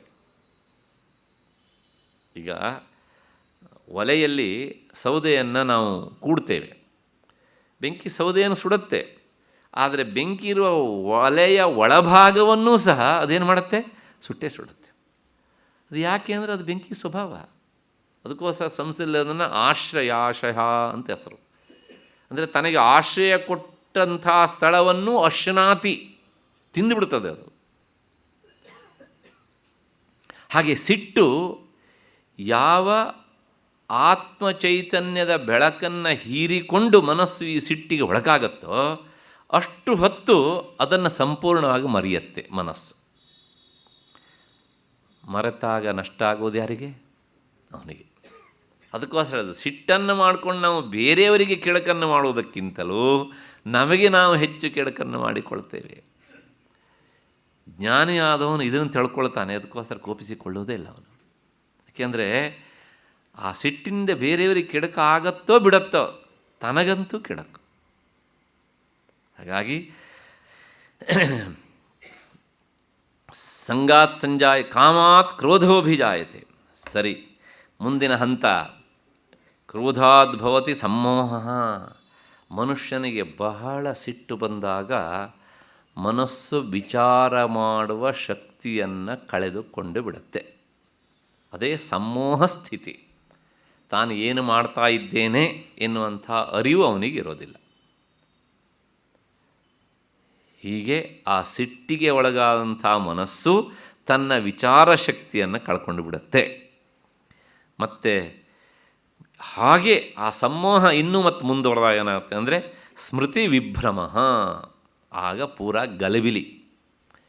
ಒಳ್ಳೆಯದನ್ನು ಕೆಟ್ಟದ್ದನ್ನಾಗಿ, ಕೆಟ್ಟದ್ದನ್ನು ಒಳ್ಳೆಯದನ್ನಾಗಿ ತೀರ್ಮಾನ ಮಾಡ್ತಾನೆ. ಈ ಸ್ಮೃತಿ ವಿಭ್ರಮ ಯಾವಾಗ ಆಯಿತೋ ಅಂದರೆ ನೆನಪಿನ ಈ ಏರುಪೇರು ಇದು, ಆಗ ಬುದ್ಧಿನಾಶ. ಆ ಮನಸ್ಸಿನ ನಿಶ್ಚಯವಾದಂಥ ಭಾಗಕ್ಕೆ ಬುದ್ಧಿ ಅಂತ ಹೆಸರು. ಅವನಿಗೆ ನಿಶ್ಚಯವಾದಂಥ ವಿಚಾರದ ಬಗ್ಗೆ ನಿರ್ಧಾರ ತೆಗೆದುಕೊಳ್ಳಿಕ್ಕಾಗೋದಿಲ್ಲ. ನೋಡಿ, ನಿನ್ನೆ ದಿವಸ ಏನೋ ಬಹಳವಾಗಿ ಕೋಪ ಮಾಡ್ಕೊಂಡಿರ್ತಾನೆ, ಅವರ ಮನೆಯವರಿಗೆ ಅಥವಾ ಇನ್ನು ಫ್ರೆಂಡ್ಸಿಗೋ ಬಾಯಿಗೆ ಬಂದಂಗೆ ಬೈದಿರ್ತಾನೆ. ಮಾರನೇ ದಿವಸ ಅವ್ರು ಭೇಟಿ ಆದಾಗ ಅವನೇ ಹೇಳ್ತಾನೆ, ನಿನ್ನೆ ನಾ ಸಿಟ್ಟಿನ ಭರದಲ್ಲಿ ಏನೋ ಹೇಳಿಬಿಟ್ಟೆ, ನಂಗೆ ನಿರ್ಧಾರ ತೊಗೊಳ್ಳಿಕ್ಕಾಗಲಿಲ್ಲ, ದಯವಿಟ್ಟು ನನ್ನನ್ನು ಕ್ಷಮಿಸಿಬಿಡಿ. ವಿವೇಕಿಯಾದವನು, ಅವಿವೇಕಿ ಹೇಳೋದಿಲ್ಲ. ಅಂದರೆ ಆ ಸಿಟ್ಟಿನ ಭರದಲ್ಲಿ ನನಗೆ ಯಾವುದು ಸಾಧು ಯಾವುದು ಅಸಾಧು ಅಂತ ನಿರ್ಧಾರ ಮಾಡಲಿಕ್ಕೆ ಆಗಲಿಲ್ಲ. ಆಯಿತು. ಮತ್ತು ಸ್ಮೃತಿಭ್ರಂಶಾತ್ ಬುದ್ಧಿನಾಶ. ಯಾವಾಗ ಈ ಸ್ಮರಣಶಕ್ತಿ ಸಂಪೂರ್ಣ ನಾಶವಾಗಿಬಿಡುತ್ತೋ ಆಗ ಬುದ್ಧಿ ಸಂಪೂರ್ಣ ನಾಶ ಆಯಿತು ಅಂತ ಅರ್ಥ. ಯಾಕೆಂದರೆ ಬುದ್ಧಿಯ ಅಸ್ತಿತ್ವ ಇರುವುದೇ ಸ್ಮರಣೆಯ ಮೂಲಕ. ಸ್ಮರಣೆಯೇ ಇಲ್ಲ ಅಂತಾದರೆ ಅವನಿಗೆ ಬುದ್ಧಿ ಇಲ್ಲ, ಇದ್ದರೂ ಅದೇನು ಲೆಕ್ಕಕ್ಕಿಲ್ಲ. ಪ್ರಣಶ್ಯತಿ, ಅವನಿದ್ದರೂ ಸತ್ತವನಾಗಿ. ಮನುಷ್ಯನಿಗೆ ಮನುಷ್ಯತ್ವ ಅಥವಾ ಅವನು ಮನುಷ್ಯ ಅಂತ ನಾವು ಕರೆಯೋದು ಯಾವುದರಿಂದ ಅಂದರೆ ಅವನಿಗಿರುವಂತಹ ಬುದ್ಧಿಯಿಂದಾಗಿ. ಬುದ್ಧಿನಾಶಾತ್ ಪ್ರಣಶ್ಯತಿ. ಹೀಗೆ ಇದಕ್ಕೆ ಗೀತೆಯಲ್ಲಿ ಭಗವತ್ಪಾದರು ಬರೀತಾರೆ, ಪ್ರಣಶ್ಯತಿ ಆದಮೇಲೆ ಮತ್ತಿನ್ನೇನು ಹೇಳಬೇಕಾದ್ದಿಲ್ಲ ಮುಂದೆ ಅಂತ. ಯಾಕೆಂದರೆ ಅವನಿದ್ದು ಸತ್ತಾಗೆ ಅಂತ, ಸ್ಕೆಲಿಟನ್ ಅವನು ಅಷ್ಟೇ ಅಂತ. ಹೀಗೆ ಕ್ರೋಧಾತ್ ಭವತಿ ಸಮ್ಮೋಹ, ಸಮ್ಮೋಹಾತ್ ಸ್ಮೃತಿವಿಭ್ರಮ, ಸ್ಮೃತಿಭ್ರಂಶಾತ್ ಬುದ್ಧಿನಾಶ, ಬುದ್ಧಿನಾಶಾತ್ ಪ್ರಣಶ್ಯತಿ. ಇಲ್ಲಿ ಈ ಶ್ಲೋಕವನ್ನು ಉದಾಹರಿಸಿ ಗುರುಗಳು ವ್ಯಾಖ್ಯಾನ ಬರೀತಾರೆ. ಆ ಪ್ರಣಶ್ಯತಿ ಅನ್ನುವಲ್ಲಿ ಅದು ಧಾತು ಯಾವುದು ಅಂದರೆ ನಶ ಅದರ್ಶನೇ ಅಂತ ಧಾತು. ಆ ಧಾತು ಏನು ಹೇಳುತ್ತೆ ಅಂದರೆ ಸ್ವಸ್ವರೂಪ ಸಾಕ್ಷಾತ್ಕಾರ ಏವವಾ ಅತ್ರ ಮೃತ್ಯು ಪದಾರ್ಥ. ಅಂದರೆ ಆ ಬುದ್ಧಿ ನಾಶ ಆಗೋದು ಅಂದರೆ ತನ್ನ ಸ್ವರೂಪ ಏನೂ ತಿಳಿಯದೇ ಇರುವ ಹಾಗೆ ಮಾಡಿಬಿಡುತ್ತೆ ಆ ಬುದ್ಧಿ. ಹಾಗಾಗಿ ಆ ಬುದ್ಧಿ ಇವನನ್ನು ಸಂಪೂರ್ಣವಾಗಿ ನಾಶ ಮಾಡುತ್ತೆ. ಅಂದರೆ ಯಾವ ಬುದ್ಧಿ ಆತ್ಮವಿಚಾರವನ್ನು ತಿಳಿಯೋದಿಲ್ವೋ ಆ ಬುದ್ಧಿ ಇದ್ರೂ ಒಂದೇ, ಇಲ್ಲದೇ ಇದ್ರೂ ಸಹ ಒಂದೇ. ಅದಕ್ಕೋಸ್ಕರ ಆ ಸಿಟ್ಟನ್ನು ಕಡಿಮೆ ಮಾಡಬೇಕು. ಸಿಟ್ಟನ್ನು ಕಡಿಮೆ ಮಾಡಬೇಕು ಅಂದರೆ ಅದಕ್ಕೆ ಸ್ಮೃತಿ ಭ್ರಂಶ ಆಗದೇ ಇರುವಾಗ ನೋಡ್ಕೊಳ್ಬೇಕು. ಎಲ್ಲ ಚೈನ್ ಸಿಸ್ಟಮ್ ಇದೆ, ಮತ್ತೆ ಪುನಃ ವಾಪಸ್ ಬರಬೇಕೀಗಂತ. ಅದಕ್ಕೆ ಏನು ಮೂಲ ಏನು ಕೇಳಿದರೆ ಸಂಗಾತ್ ಸಂಜಾಯತೆ ಕಾಮ. ಆ ಸಂಘ ಇನ್ನೊಂದು ಜಡವಸ್ತುಗಳಲ್ಲಿರುವಂಥ ಆಸಕ್ತಿಯನ್ನು, ಅಂಟಿಕೊಳ್ಳುವಿಕೆಯನ್ನು ಕಡಿಮೆ ಮಾಡಬೇಕು. ಹೀಗೆ ಇದಿಷ್ಟನ್ನು ಈ ಮೊದಲನೇ ಶ್ಲೋಕದ ಪೂರ್ವಾರ್ಧದಲ್ಲಿ ಈ ಹಾನಿಯಾಗುವಂಥ ವಿಚಾರವನ್ನು, ಮನಸ್ಸು ಹೇಗೆ ನಮ್ಮನ್ನು ದಾರಿ ತಪ್ಪಿಸ್ತದೆ ಎನ್ನುವಂಥ ವಿಚಾರವನ್ನು ಹೇಳಿದರು. ಅದಾದ ಮೇಲೆ ಏವಂ ಅವಿರಕ್ತಸ್ಯ ಜಾಯಮಾನಂ ಫಲಮುಕ್ತ್ವ, ವಿರಕ್ತನಲ್ಲದೇ ಇರುವವನಿಗಾಗುವಂಥ ಈ ಫಲವನ್ನು ಹೇಳಿ ಆದ ಮೇಲೆ ವಿರಕ್ತನಾದವನಿಗೆ ಏನು ಫಲ ಅನ್ನೋದನ್ನು ಈ ಒಂದೇ ಶ್ಲೋಕದಲ್ಲಿ ಹೇಳ್ತಾರೆ. ಪೂರ್ವಾರ್ಧ ವಿರಕ್ತನಲ್ಲದೇ ಇರುವವನಿಗೆ ಏನಾಗುತ್ತೆ ಅಂತ ಹೇಳುತ್ತೆ, ಉತ್ತರಾರ್ಧ ವಿರಕ್ತನಾದವನಿಗೆ ಏನು ಫಲ ಅನ್ನೋದನ್ನು ಹೇಳುತ್ತೆ.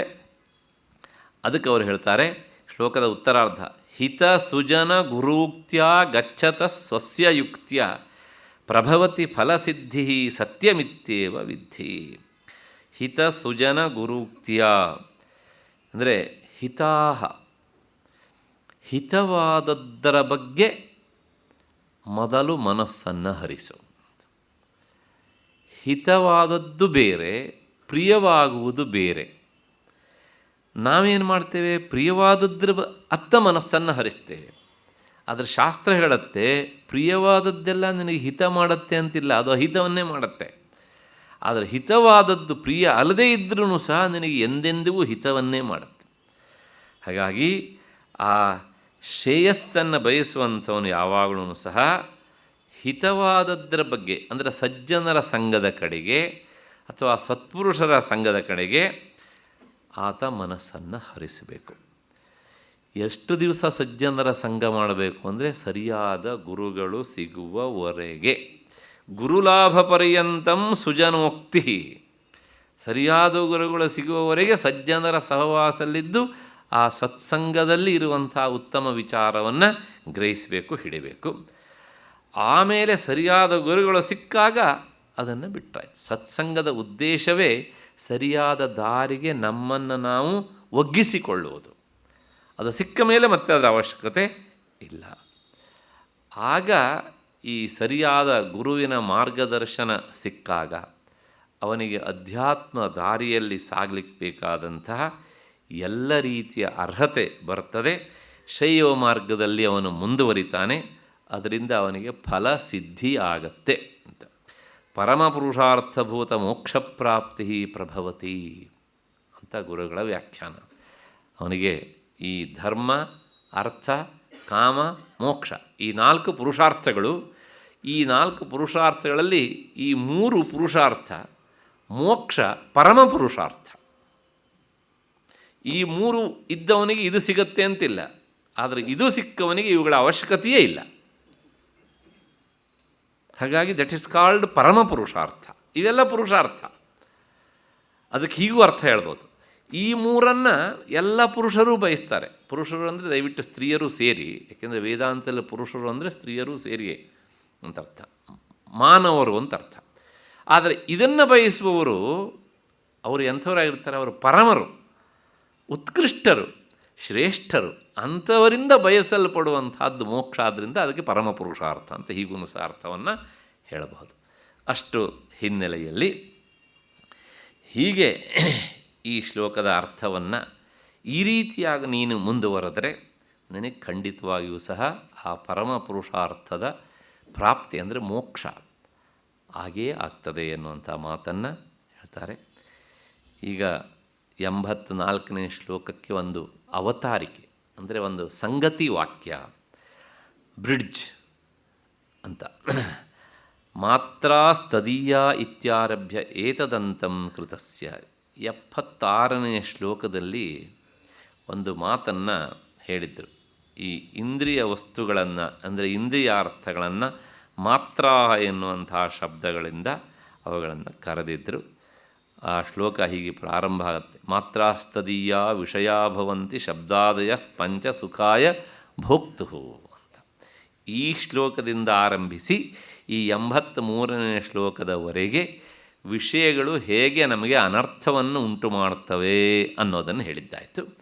ಇಷ್ಟು ಹೇಳಿ ಆದಮೇಲೆ ಇದಾನೇ ಮುಮುಕ್ಷೋ ಹೇಯೋಪಾದೇಯೇ ಉಪದಿಶತಿ. ಮುಮುಕ್ಷುವಾದವನು ಯಾವುದನ್ನು ಬಿಡಬೇಕು ಮತ್ತು ಯಾವುದನ್ನು ಹಿಡಿಬೇಕು ಅನ್ನೋದನ್ನು ಈ 84ನೇ ಶ್ಲೋಕದಲ್ಲಿ ತಿಳಿಸಿಕೊಡ್ತಾರೆ. ಚಿಕ್ಕ ಮಕ್ಕಳಿಗೆ ಹೇಳ್ದಂಗೆ ಹೇಳ್ತಾರೆ ಈ ಶ್ಲೋಕದಲ್ಲಿ. ಮೋಕ್ಷಸ್ಯ ಕಾಂಕ್ಷಾ ಯದಿವೈತವಾಸ್ತಿ ತ್ಯಜಾತಿ ದೂರಾತ್ ವಿಷಯಾನ್ ವಿಷಂ ಯಥ ಪೀಯೂಷವತ್ತೋಷ ದಯಾ ಕ್ಷಮಾರ್ಜವ ಪ್ರಶಾಂತಿ ದಾಂತೀರ್ಭಜ ನಿತ್ಯಮಾದರಾತ್.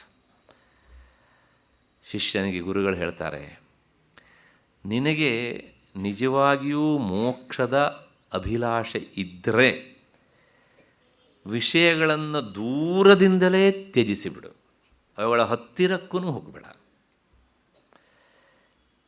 ಯಾಕೆ ಅಂದರೆ ಅದು ವಿಷಯ ಅಲ್ಲ, ಅದು ವಿಷ ಅಂತ. ವಿಷಂ ಯಥ ಅಂತ.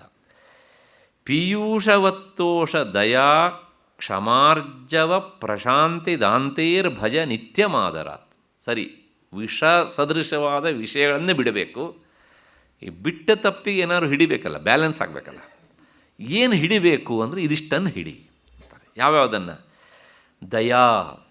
ದಯಾಗುಣ, ಮತ್ತು ಆರ್ಜವ ರುಜುತನ, ಮತ್ತು ಪ್ರಶಾಂತಿ ಮನಸ್ಸಿನ ನಿಗ್ರಹ ಮಾಡುವಿಕೆ, ದಾಂತಿ ಬಹಿರಿಂದ್ರಿಯಗಳನ್ನು ನಿಗ್ರಹಿಸುವಿಕೆ, ಇವುಗಳನ್ನು ನಿತ್ಯವೂ ಆದರಾತ್ ಭಜ, ಗೌರವದಿಂದ ಪಾಲಿಸು.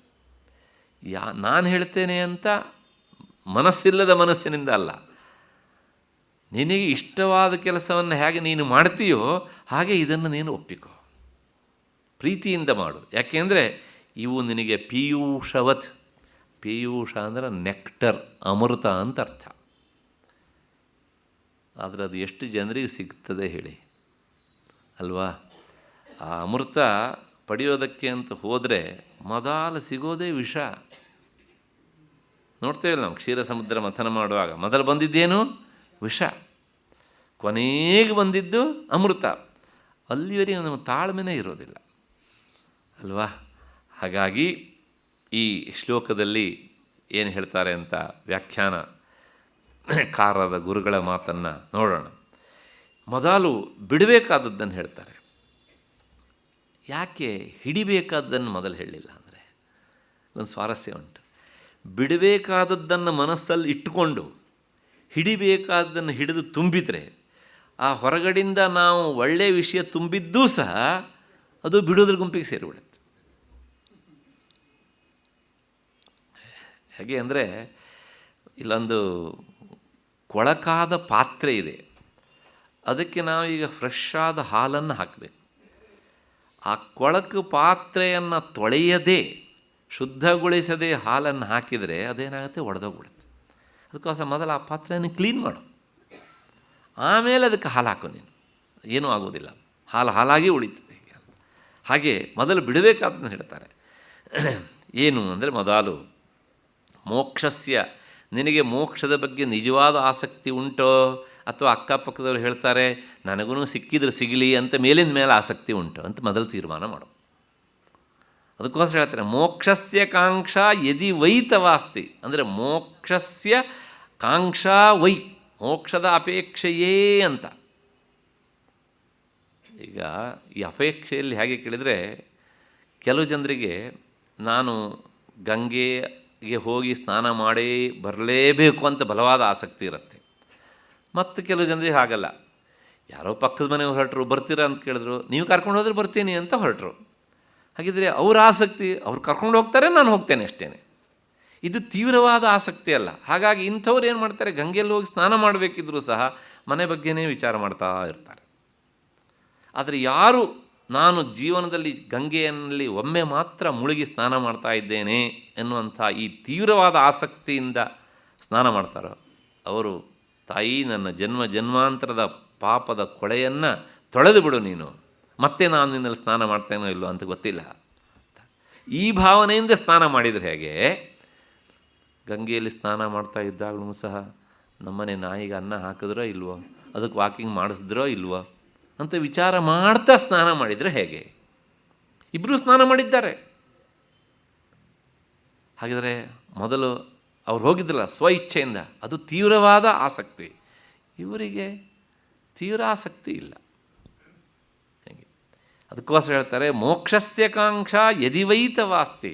ಮೋಕ್ಷದ ಆಸಕ್ತಿ ನಿನಗೆ ನಿಜವಾಗಿಯೂ ಇದ್ದರೆ ಬಲವಾಗಿ ಅಂತ, ಅದಕ್ಕೇನು ಮಾಡು, ಮನುಷ್ಯ ಯಾವಾಗಲೂ ವಿಷವನ್ನು ಇಷ್ಟಪಡ್ತಾನೆ, ಪಾಯ್ಸನ್ನನ್ನು ಇಲ್ಲ. ಹಾಗೆಯೇ ಈ ವಿಷಯ ಎನ್ನುವುದು ಸಹ ಅದೊಂದು ಪಾಯ್ಸನ್ ಅಂತ ಅಂದ್ಕೋ. ಯಾಕೆಂದರೆ ಪ್ರಪಂಚದಲ್ಲಿ ಎಲ್ಲರ ಅನುಭವವೂ ಹಾಗೆಯೇ. ಈ ಇಂದ್ರಿಯಗಳಿಂದ ಸಿಗುವ ಸುಖವನ್ನು ಸಿಗುವವರೆಗೆ ಎಷ್ಟು ಬಯಸ್ತಾನೋ, ಅನುಭವಿಸಿ ಆದ ಮೇಲೆ ಥತ್ ಇದರ ಹಣೆ ಬರವೆ ಅಂತ ಅದನ್ನು ನಿಂದಿಸ್ತಾನೆ. ಯಾಕೆ? ಅದು ನಿಜವಾಗಿಯೂ ಸುಖ ಕೊಡುತ್ತೆ ಅಂತ ಆದರೆ ಅನುಭವಿಸಿ ಆದ ಮೇಲೂ ಸಹ ಅಷ್ಟೇ ಆಸಕ್ತಿ ಇರಬೇಕಿತ್ತಲ್ವ. ಆದ್ದರಿಂದ ಅದೊಂದು ವಿಷದಂತೆ ಇರುವಂಥದ್ದು, ವಿಷಯಾಸಕ್ತಿ ಎನ್ನುವಂಥದ್ದು. ಅದನ್ನು ನೀನು ಮನಸಾಪಿ ಮಾರ್ಷೀಹಿ, ಅನುಭವಿಸೋದಲ್ಲ, ಮನಸ್ಸಿನಲ್ಲೂ ಅವುಗಳ ಬಗ್ಗೆ ಯೋಚಿಸಬೇಡ. ಯಾಕೆಂದರೆ ಮನಸ್ಸಿನಲ್ಲಿ ನಿನಗೆ ಅದರ ಬಗ್ಗೆ ವಿಚಾರ ಬಂದ್ರೂ ಸಹ ನೀನು ದಾರಿ ತಪ್ಪಿದೆ ಅಂತ ಅರ್ಥ. ನಾನು ಆಗಲೇ ಅದಕ್ಕೋಸ್ಕರ ಹೇಳಿದೆ, ಇಂತಹ ಕೆಟ್ಟ ವಿಚಾರ ಮನಸ್ಸಿನಲ್ಲಿ ಬಂದ್ರೂ ಸಹ ಅವನು ಪತಿತ ಅಂತ. ಯಾಕೆ ಹೀಗೆ ಹೇಳ್ತಾರೆ ಅಂದರೆ, ಅಕುರ್ವನ್ ವಿದ್ಯುಕ್ತಂ ನಿಷಿದ್ಧಂ ಪರಿವರ್ಜಯೇತ್, ನಿಷಿದ್ಧ ಪರಿಹಾರೇಣ ವಿಹಿತೆ ಲಭತೆ ಮತಿಂ. ಸೂತ ಸಂಹಿತೆಯಲ್ಲಿ ಒಂದು ಮಾತು ಬರುತ್ತೆ, ಈ ನಿಷಿದ್ಧವಾದ ಕರ್ಮವನ್ನು ಮಾಡ್ತಾನೆ ವಿಹಿತವಾದದ್ದನ್ನೂ ಮಾಡಿದರೆ ಆ ವಿಹಿತವಾದ ಕರ್ಮದಿಂದ ಏನೂ ಫಲ ಇಲ್ಲ. ಯಾವಳು ಹಾಗೆ ನಿಷಿದ್ಧ ಕರ್ಮವನ್ನು ಪೂರ್ತಿ ಬಿಟ್ಟ ಮೇಲೆ ಆಮೇಲೆ ವಿಹಿತವಾದದ್ದನ್ನು ಮಾಡಬೇಕು. ಎರಡನ್ನೂ ಒಟ್ಟೊಟ್ಟಿಗೆ ಮಾಡ್ತೇನೆ, ವಿಹಿತವಾದದ್ದನ್ನು ಸಾಧಿಸ್ತೇನೆ ಅಂದರೆ ಆಗದೇ ಇರುವಂಥದ್ದು. ನಾನು ಹಿಂದೆ ಒಂದು ಉದಾಹರಣೆ ಕೊಟ್ಟಿದ್ದೆ, ಮತ್ತು ಪುನಃ ಜ್ಞಾಪಿಸ್ತೇನೆ ಅದನ್ನು. ಶಾಸ್ತ್ರದ ದೃಷ್ಟಿಯಲ್ಲಿ ಈ ಮೂಳೆ ಎನ್ನುವಂಥದ್ದು ಒಂದು ಅಪವಿತ್ರವಾದ ವಸ್ತು.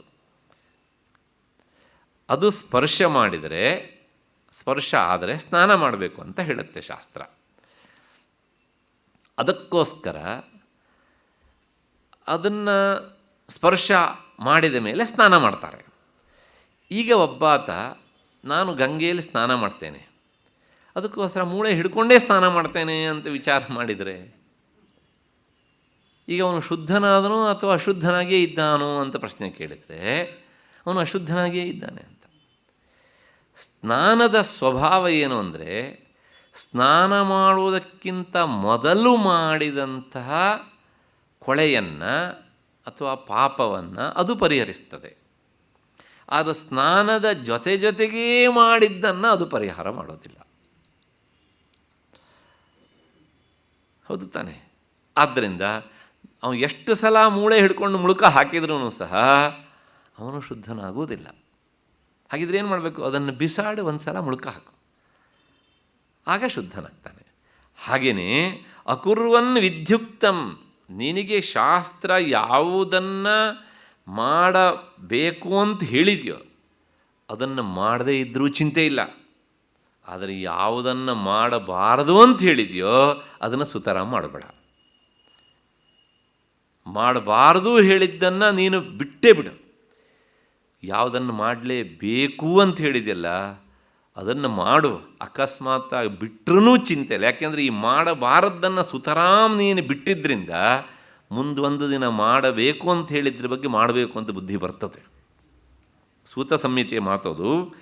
ನಿಷಿದ್ಧ ಪರಿಹಾರೇಣ, ಈ ನಿಷಿದ್ಧ ಕರ್ಮವನ್ನು ಮಾಡುವುದನ್ನು ಬಿಟ್ಟಿದ್ದರಿಂದ ಮುಂದೆ ವಿಹಿತೆ ಲಭತೆ ಮತಿಂ, ನಾನು ಇದನ್ನು ಮಾಡಬೇಕು ಅಂತ ಬುದ್ಧಿ ಬರುತ್ತಂತೆ. ಹಾಗಿದ್ದರೆ ಇದರಲ್ಲಿ ಏನು ಬದಲಾವಣೆ ಆದಂಗಾಯಿತು ಅಂದರೆ ನೋಡಿ, ಇಷ್ಟು ಬದಲಾವಣೆ ಆಯಿತು. ಮೊದಲು ವಿಹಿತವಾದದ್ದನ್ನು ಮಾಡ್ತಾ ಇರಲಿಲ್ಲ, ನಿಷಿದ್ಧವಾದದ್ದನ್ನೇ ಮಾಡ್ತಿದ್ದ. ಯಾವುದನ್ನು ಶಾಸ್ತ್ರ ಬಿಡಬೇಕು ಅಂತ ಹೇಳಿತ್ತೋ ಅದನ್ನೇ ಮತ್ತೆ ಮತ್ತೆ ಮಾಡ್ತಿದ್ದ. ವಿಹಿತವಾದದ್ದನ್ನೂ ಮಾಡ್ತಾ ಇರಲಿಲ್ಲ. ಈಗ ನಿಷಿದ್ಧವಾದದ್ದನ್ನು ಬಿಟ್ಟ, ವಿಹಿತವಾದದ್ದನ್ನು ಇನ್ನೂ ಹಿಡಿಲಿಲ್ಲ. ಅದನ್ನು ಬಿಟ್ಟಿದ್ದೇ ಒಂದು ಮಹಾ ಬೆಳವಣಿಗೆ ಅಲ್ವಾ? ಇದು ಶಾಸ್ತ್ರ ಕೇಳೋದು. ಯಾಕೆ ಅಂದರೆ ಅದನ್ನು ಮಾಡೋದನ್ನು ಬಿಟ್ಟಿದ್ದಾನೆ, ಮುಂದೆ ಒಂದು ದಿವಸ ವಿಹಿತವಾದದ್ದನ್ನು ಹಿಡಿತಾನೆ.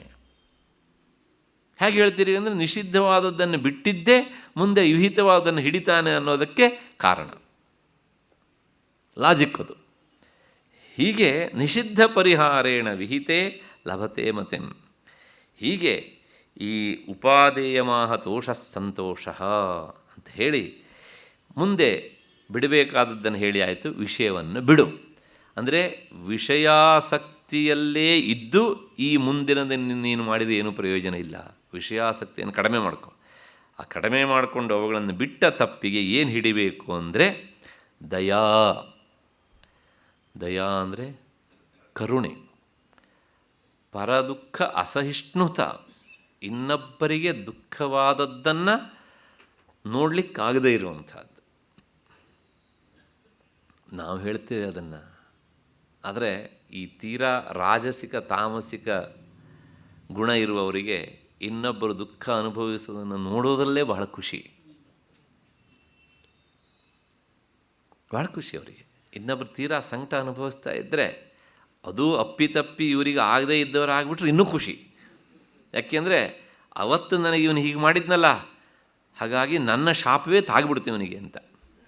ಇವನು ಕೊಟ್ಟು ಶಾಪ ಯಾರಿಗೂ ತಾಗೋದಿಲ್ಲ, ಆದರೂ ಸಹ ಆ ಕ್ಷಣದಲ್ಲಿ ನನ್ನ ಶಾಪ ಕೆಲಸ ಮಾಡಿತು ಅಂತ ಇಂತಹ ದುರಾಲೋಚನೆಗಳು ಬರ್ತವೆ. ಅದಕ್ಕೋಸ್ಕರ ಹೇಳ್ತಾರೆ ದಯಾ, ಪ್ರಾಣಿ ಮಾತ್ರ ವಾದವುಗಳಲ್ಲಿ ದಯೆಯನ್ನು ತೋರಿಸು, ಅವನು ಶತ್ರುವೇ ಆಗಲಿ ಯಾರೇ ಆಗಿರಲಿ ಹೀಗೆ ಅಂತ. ಆ ಜ್ಞಾನಿಗಳಾದವರಿಗೆ ಈ ಹೇಗಿರುತ್ತೆ ಕೇಳಿದರೆ ಶತ್ರುತ್ವ ಭಾವನೆಯೂ ಸಹ ಇರೋದಿಲ್ಲ ಅವರಿಗೆ. ರಾಮಾಯಣದಲ್ಲಿ ರಾವಣನನ್ನು ರಾಮ ಸಾಯಿಸಿದ. ಪ್ರಾಯಶಃ ರಾವಣ ಮಾಡಿದಷ್ಟು ಅನ್ಯಾಯವನ್ನು ರಾಮನ ಜೀವನದಲ್ಲಿ ಬೇರೆ ಯಾರೂ ಮಾಡಲಿಲ್ಲ. ರಾವಣ ಸತ್ತ ಮೇಲೆ ತಕ್ಷಣ ವಿಭೀಷಣನಿಗೆ ಹೇಳ್ತಾನೆ ಇವನಿಗೆ ಸಂಸ್ಕಾರ ಮಾಡುವಂತ. ಅವನು ಹೇಳ್ದ ನಾನು ಮಾಡೋದಿಲ್ಲ, ಯಾಕೆಂದರೆ ನಾನು ಅವನಿಗೆ ತಮ್ಮ ಅಲ್ಲ, ಅವನು ನನಗೆ ಅಣ್ಣ ಅಲ್ಲ ಅಂದ. ಅವನಂತಹ ಒಬ್ಬ ಹೊಲಸು ವ್ಯಕ್ತಿಯನ್ನು ಅಣ್ಣ ಅಂತ ಹೇಳ್ಕೊಳ್ಳೋದಕ್ಕೆ ನನಗೆ ನಾಚಿಕೆ ಆಗುತ್ತೆ, ನಾನು ಸಂಸ್ಕಾರ ಮಾಡೋದಿಲ್ಲ ಅಂದ. ಅದು ವಿಭೀಷಣನ ಸಂಸ್ಕಾರ. ತಕ್ಷಣ ರಾಮ ಹೇಳ್ದ ಮರಣಾಂತಾನಿ ವೈರಾಣಿ ನಿವೃತ್ತಂ ನಃ ಪ್ರಯೋಜನ. ಮನುಷ್ಯ ಎಲ್ಲಿಯವರೆಗೆ ದ್ವೇಷ ಸಾಧಿಸಬೇಕು? ಸಾವಿನವರೆಗೆ. ಸತ್ತ ಮೇಲೆ ದ್ವೇಷ ಸಾಧಿಸುವಂತಿಲ್ಲ, ಯಾಕೆಂದರೆ ಅದು ಡೆಡ್ ಬಾಡಿ. ಡೆಡ್ ಬಾಡಿ ಮೇಲೆ ಯಾರೋ ದ್ವೇಷ ಸಾಧಿಸ್ತಾರ? ಯಾವುದಾದ್ರೂ ಡೆಡ್ ಬಾಡಿ ನಮಗೆ ಅನ್ಯಾಯ ಮಾಡುತ್ತೆ? ಇಲ್ಲ. ಹಾಗಾಗಿ ನಿವೃತ್ತಂ ನಃ ಪ್ರಯೋಜನ. ಹಾಗಾಗಿ ನೀನು ಮಾಡದೇ ಇದ್ದರೆ ನಾನೇ ಮಾಡ್ತೇನೆ ಅಂದ ರಾಮ. ವಿಭೀಷಣ ನಾನೇ ಮಾಡ್ತೇನೆ ಅಂದಾಗ. ಹಾಗಾಗಿ ದ್ವೇಷ ಎಲ್ಲಿವರೆಗೆ? ಅಲ್ಲಿವರೆಗೆ ಮಾತ್ರ. ಹಾಗೆ ಅಂತ ರಾವಣನ ಮೇಲೆ ಮಾತ್ರ ಅವನಿಗೆ ದ್ವೇಷವಷ್ಟು, ರಾವಣ ಪರಿವಾರದಿಂದ ಮೇಲೆ ಕೋಪ ಇರಲಿಲ್ಲ. ಆದರೆ ಇವನಿಂದಾಗಿ, ಇವನು ಮಾಡಿದ ತಪ್ಪಿನಿಂದಾಗಿ ಅವರೆಲ್ಲ ಸಾಯುವ ಪರಿಸ್ಥಿತಿಯನ್ನು ತಂದು ಒಡ್ಡಿದ ಅವನಷ್ಟೇ. ಹೀಗೆ ದಯಾ ಅಂದರೆ ಕರುಣೆ. ಮತ್ತು ಇನ್ನೊಂದು ಕ್ಷಮ. ಕ್ಷಮ ಅಂದರೆ ತಿತಿಕ್ಷ. ಏನು ಬಂದರೂ ಸಹಿಸು. ಆಹಾರ ಸಿಗದೇ ಇದ್ದರೂ ಸಹಿಸು. ಚಳಿಯನ್ನು ಸಹಿಸು, ಸೆಕೆಯನ್ನು ಸಹಿಸು, ಮಳೆಯನ್ನು ಸಹಿಸು. ಅಧ್ಯಾತ್ಮ ದಾರಿಯಲ್ಲಿ ಸಾಗುವವನು ಹಿಡಿಯಲೇಬೇಕಾದವುಗಳು ಇವು. ಒಂದು ದಯೆ, ಮತ್ತು ಇನ್ನೊಂದು ಈ ತಿತಿಕ್ಷಾ ಅಂತ. ಅದಕ್ಕೋಸ್ಕರ ಆ ತಿತಿಕ್ಷಾ ಅನ್ನೋದಕ್ಕೆ ವಿವರಣೆ ಶಾಸ್ತ್ರದ ಪರಿಭಾಷೆಯಲ್ಲಿ ಶೀತೋಷ್ಣಾದಿ ದ್ವಂದ್ವ ಸಹನಂ ತಿತಿಕ್ಷಾ. ಶೀತೋಷ್ಣಾದಿ, ಈ ಪ್ರಪಂಚದಲ್ಲಿ ದ್ವಂದ್ವಗಳು ಅಂತಿರ್ತವೆ, ಟ್ವಿನ್ಸ್. ಅವು ಹುಟ್ಟುಡ್ತಾನೆ ಟ್ವಿನ್ಸ್ ಅವು. ಈ ಉದಾಹರಣೆಗೆ ಶೀತ ಉಷ್ಣ, ಸುಖ ದುಃಖ, ಹಗಲು ರಾತ್ರಿ, ಶ್ರೀಮಂತಿಕೆ ಬಡತನ, ಇವೆಲ್ಲ. ಈ ಎರಡನ್ನೂ ಸಹ ಸಹಿಸು. ನಾವೇನು ಮಾಡ್ತೇವೆ ಕೇಳಿದರೆ, ನಮಗೆ ಇಷ್ಟವಾದದ್ದು ಬಂದಾಗ ಅದನ್ನು ಆಯ್ಕೆ ಮಾಡ್ಕೊಳ್ತೇವೆ. ತುಂಬ ಬೇಸಿಗೆ ಕಾಲವ, ಆಹಾ ಫ್ಯಾನ್ ಗಾಳಿ ಬರಲಿ ಅಂತ ನಾವು ಬಯಸ್ತೇವೆ. ಅದೇ ಚಳಿಗಾಲದಲ್ಲಿ ಫ್ಯಾನ್ ಹಾಕಿದರೆ ಇಷ್ಟಪಡೋದಿಲ್ಲ ನಾವು. ಬೇಸಿಗೆಗಾಲದಲ್ಲಿ ತಣ್ಣೀರು ಸ್ನಾನ ಮಾಡಬೇಕು ಅಂತ ಬಯಸ್ತೇವೆ. ಅದೇ ಚಳಿಗಾಲದಲ್ಲಿ ಇಷ್ಟಪಡೋದಿಲ್ಲ. ಆದರೆ ವೇದಾಂತ ಹೇಳುತ್ತೆ, ಈ ಶೀತ ಉಷ್ಣ ಇವೆಲ್ಲವೂ ಟ್ವಿನ್ಸ್ ಯಾವಳು ಹಾಗೆ. ಒಂದು ಮಾತ್ರ ನಮ್ಮ ಹತ್ರ ಬಂದು ಇನ್ನೊಂದು ಬರಬಾರ್ದು ಅಂತ ಹೇಳಿದರೆ ಕೇಳೋದಿಲ್ಲ. ಯಾಕೆಂದರೆ ಅವು ಟ್ವಿನ್ಸ್ ಆದದ್ದೇ ಕಾರಣ. ನೀನು ಸುಖ ಅನುಭವಿಸಿದೆ ಅಂತಾದರೆ ಅದರ ಹಿಂಭಾಗದಲ್ಲೇ ಇರುತ್ತೆ ಯಾವುದು ದುಃಖ, ಕಷ್ಟ. ಅದನ್ನು ಅನುಭವಿಸೋದಕ್ಕೂ ಮೆಂಟಲಿ ರೆಡಿಯಾಗಿರಲೇಬೇಕು. ಹಾಗೆಯೇ ಹಗಲನ್ನೆಲ್ಲ ಪ್ರಕೃತಿಯನ್ನು ನೀನು ಚೆನ್ನಾಗಿ ಎಂಜಾಯ್ ಮಾಡಿದೆ. ರಾತ್ರಿ ಆದಾಗ ಅಯ್ಯೋ ರಾತ್ರಿ ಆಗೋಯ್ತಲ್ಲಪ್ಪ, ಇನ್ನು ಯಾಕೆ ಕಾಲ ಕಳೆಯೋದು, ನನಗೆ ಬೇಡದಿತ್ತು ಇದು ಅಂತ ಅಂದ್ಕೊಂಡ್ರೆ ರಾತ್ರಿ ಆಗುವುದು ನಿಲ್ಲೋದಿಲ್ಲ. ನಾವು ಎಷ್ಟೇ ಗೊಣಗಿದ್ರೂ ರಾತ್ರಿ ಆಗುವುದು ನಿಲ್ಲೋದಿಲ್ಲ. ಅದಕ್ಕೋಸ್ಕರ ಹಗಲನ್ನೇ ಎಂಜಾಯ್ ಮಾಡಿದ ಹಾಗೆಯೇ ರಾತ್ರಿಯನ್ನೂ ಸಹ ನೀನು ಸರಿಯಾಗಿ ಸುಖವಾಗಿ ಕಳೆಯುವುದನ್ನು ಕಲಿ. ಯಾಕೆಂದರೆ ನಿನ್ನ ಗೊಣಗುವಿಕೆಯಿಂದ ರಾತ್ರಿ ಆಗುವುದು ತಪ್ಪುವುದಿಲ್ಲ. ಹೇಗೆ ಅಂದರೆ, ಹಗಲು ನೀನು ಬೇಡ ಅಂತ ಹೇಳಿದ್ದಿದ್ದರೆ ಹಗಲು ಬರೋದು ತಪ್ಪಿತ್ತ? ನಿನಗಿಷ್ಟ ಆಯಿತು ಒಪ್ಕೊಂಡೆ, ನಿನಗಿಷ್ಟ ಆಗಲಿಲ್ಲ ಅಂದ ಮಾತ್ರಕ್ಕೆ ಇದು ಬೇಡ ಅಂತ ಹೇಳಿದರೆ ಅದು ನೇಚರ್. ಅದರಿಂದ ಎರಡನ್ನೂ ಸಮನಾಗಿ ಸ್ವೀಕರಿಸು. ಅದು ತಿತಿಕ್ಷಾ ಅಂತ. ತಾಳ್ಮೆ ಅಂದರೆ ಕೈಲಾಗದೇ ಇರುವವರು ಅಂತ ಅರ್ಥ ಅಲ್ಲ. ಇವತ್ತು ಯಾವನಿಗೆ ತಾಳ್ಮೆ ಜಾಸ್ತಿಯೋ ಅವನು ಕೈಲಾಗದೇ ಇರುವವನು ಅಂತ ಅವನಿಗೊಂದು ಈ ಅಡ್ಡ ಹೆಸರನ್ನು ಕಟ್ಟಿಬಿಡ್ತಾರೆ. ಮಹಾಭಾರತದಲ್ಲಿ ಧರ್ಮರಾಯನು ಕೈಲಾಗದೇ ಇರುವವನು ಅಂತ ಸಾಮಾನ್ಯವಂತು. ಆದರೆ ಒಂದು ನೆನಪಿಟ್ಟುಕೊಳ್ಬೇಕು, ಅವನಿಗಿರುವಂಥ ಒಂದು ಶಬ್ದ ಇನ್ಯಾರಿಗೂ ಇಲ್ಲ. ಅವನ ಹೆಸರೇ ಯುಧಿಷ್ಠಿರ. ಯುದ್ಧದಲ್ಲಿ ಅವನಷ್ಟು ಕಾನ್ಸಂಟ್ರೇಷನ್ ಮಾಡೋರು ಬೇರೆ ಯಾರೂ ಇರಲಿಲ್ಲ ಅಂತ. ಆದರೆ ಅವನ ಸಹಜ ಸ್ವಭಾವ ತನಗಿದು ಬೇಡ, ಯಾಕೆಂದರೆ ಅವನು ವಿರಕ್ತನಿದ್ದ ಅವನಷ್ಟೇ. ಆದರೆ ಅವನಿಗಿರುವಂಥ ಜ್ಞಾನ ಯಾರಿಗೂ ಇರಲಿಲ್ಲ. ಪ್ರಾಯಶಃ ಅವನ ವಿವೇಕ, ಅವನ ಆ ತಿತಿಕ್ಷಾತನ ಇವೆಲ್ಲ ಇಲ್ಲದೇ ಇದ್ದಿದ್ದರೆ ಪಾಂಡವರು ಅಜ್ಞಾತವಾಸವನ್ನು ಸರಿಯಾಗಿ ಕಳೀತಿದ್ರ? ವಿಚಾರ ಮಾಡಿ. ಎಂಥೆಂತಹ ಪರೀಕ್ಷೆ, ಈ ಸವಾಲು ಎದುರಿಸುವಂಥ ಬೌದ್ಧಿಕವಾದ ಸ್ತರದ ಎಲ್ಲ ಸಂದರ್ಭದಲ್ಲೂ ಸಹ ಧರ್ಮರಾಯನೇ ಅದನ್ನು ಭೇದಿಸ್ತಾನೆ. ಅಲ್ಲಿ ಭೀಮನೂ ಇಲ್ಲ, ಅರ್ಜುನನೂ ಇಲ್ಲ. ಯಕ್ಷ ಪ್ರಶ್ನೆ ಇರ್ಬೋದು, ಅಥವಾ ಯಯಾತಿಗೆ ಸಂಬಂಧಪಟ್ಟಂಥ ವಿಚಾರ ಇರ್ಬೋದು, ಅಜಗರ ಪ್ರಸಂಗ ಇರಬಹುದು, ಒಂದೋ ಎರಡೋ, ಎಲ್ಲ ಸಂದರ್ಭದಲ್ಲೂ ಸಹ.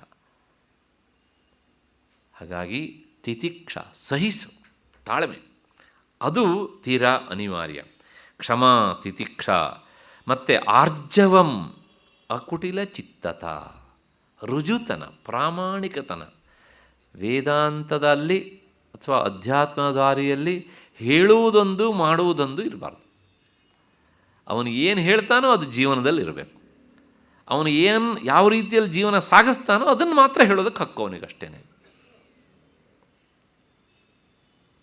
ತಪ್ಪು ತಿಳ್ಕೊಳ್ಬೇಡಿ, ವೇದಿಕೆ ಮೇಲೆ ಕುಳಿತು ವೇದಾಂತ ಹೇಳೋದು, ಆಮೇಲೆ ಅಲ್ಲಿ ಹೋಗಿ ರಸ್ತೆ ಅಂಚಿಗೆನೇ ಇನ್ನೇನೋ ಕೆಲಸ ಮಾಡೋದು,